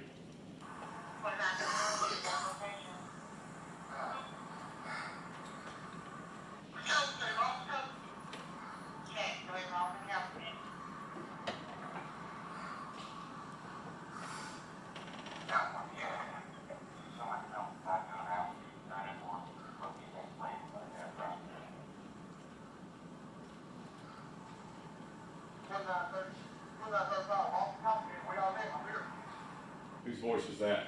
Haley. What did he say? He was asking where they were at because he said Ross and Castlegate.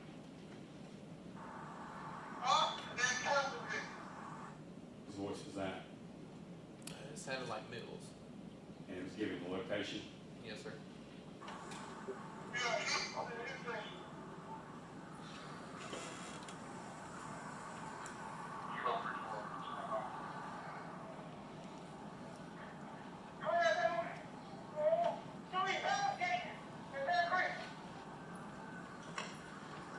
Whose voice was that? Justin Smith. Describe what his voice sounded like to you making that call. Very distraught and still fighting. I'm sorry. I stopped it at, by the way, for the record, I stopped it at 20:35 and about 55 seconds.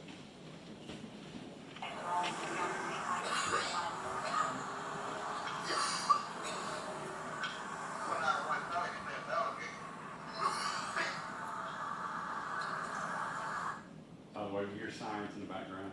Yes, sir. Are all the cars from Ridgeway Precinct headed that way? Yes, sir. Why is that? Because they hear an officer screaming for help over the radio.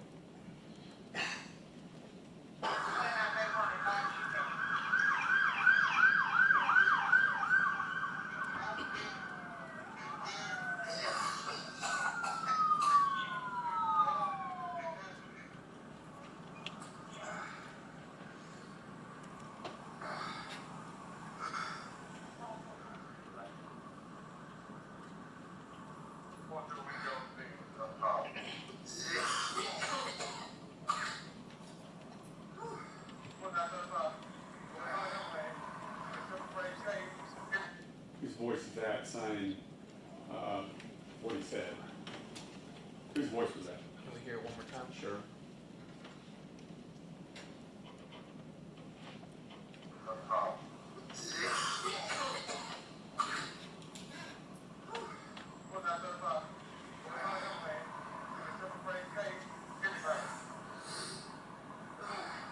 Whose voice was that at 20, 36, 46? It sounded to be like Officer Haley. And what is that vehicle that's pulling up right behind you right now? A Memphis Fire Department fire truck. And is that fire truck as a result of Justin Smith's first call? Yes, sir. That was at 20, 36, 47.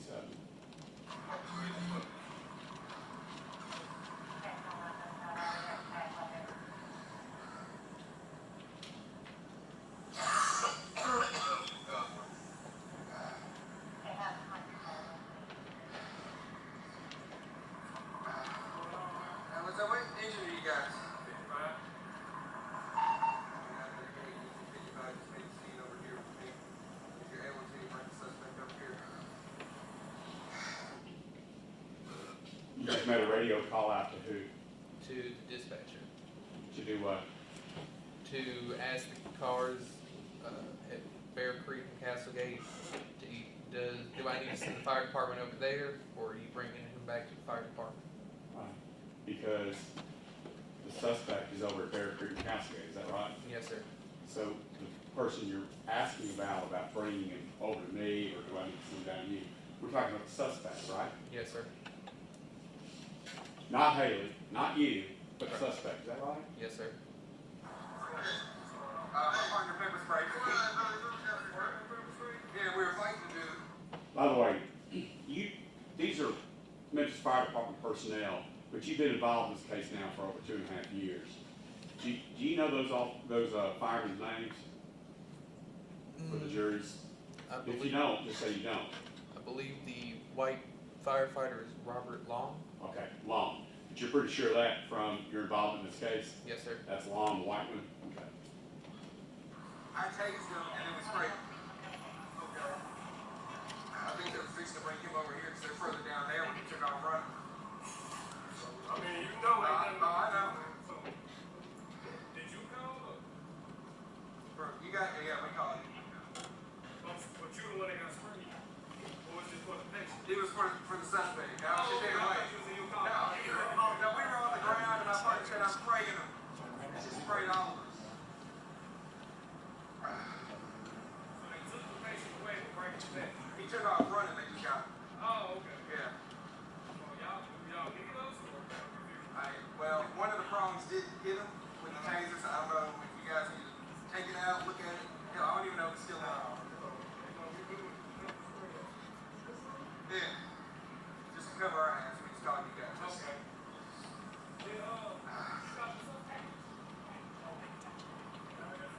I can see who it is. Yeah, they got him down there. My partner pepper sprayed me and I tased the dude.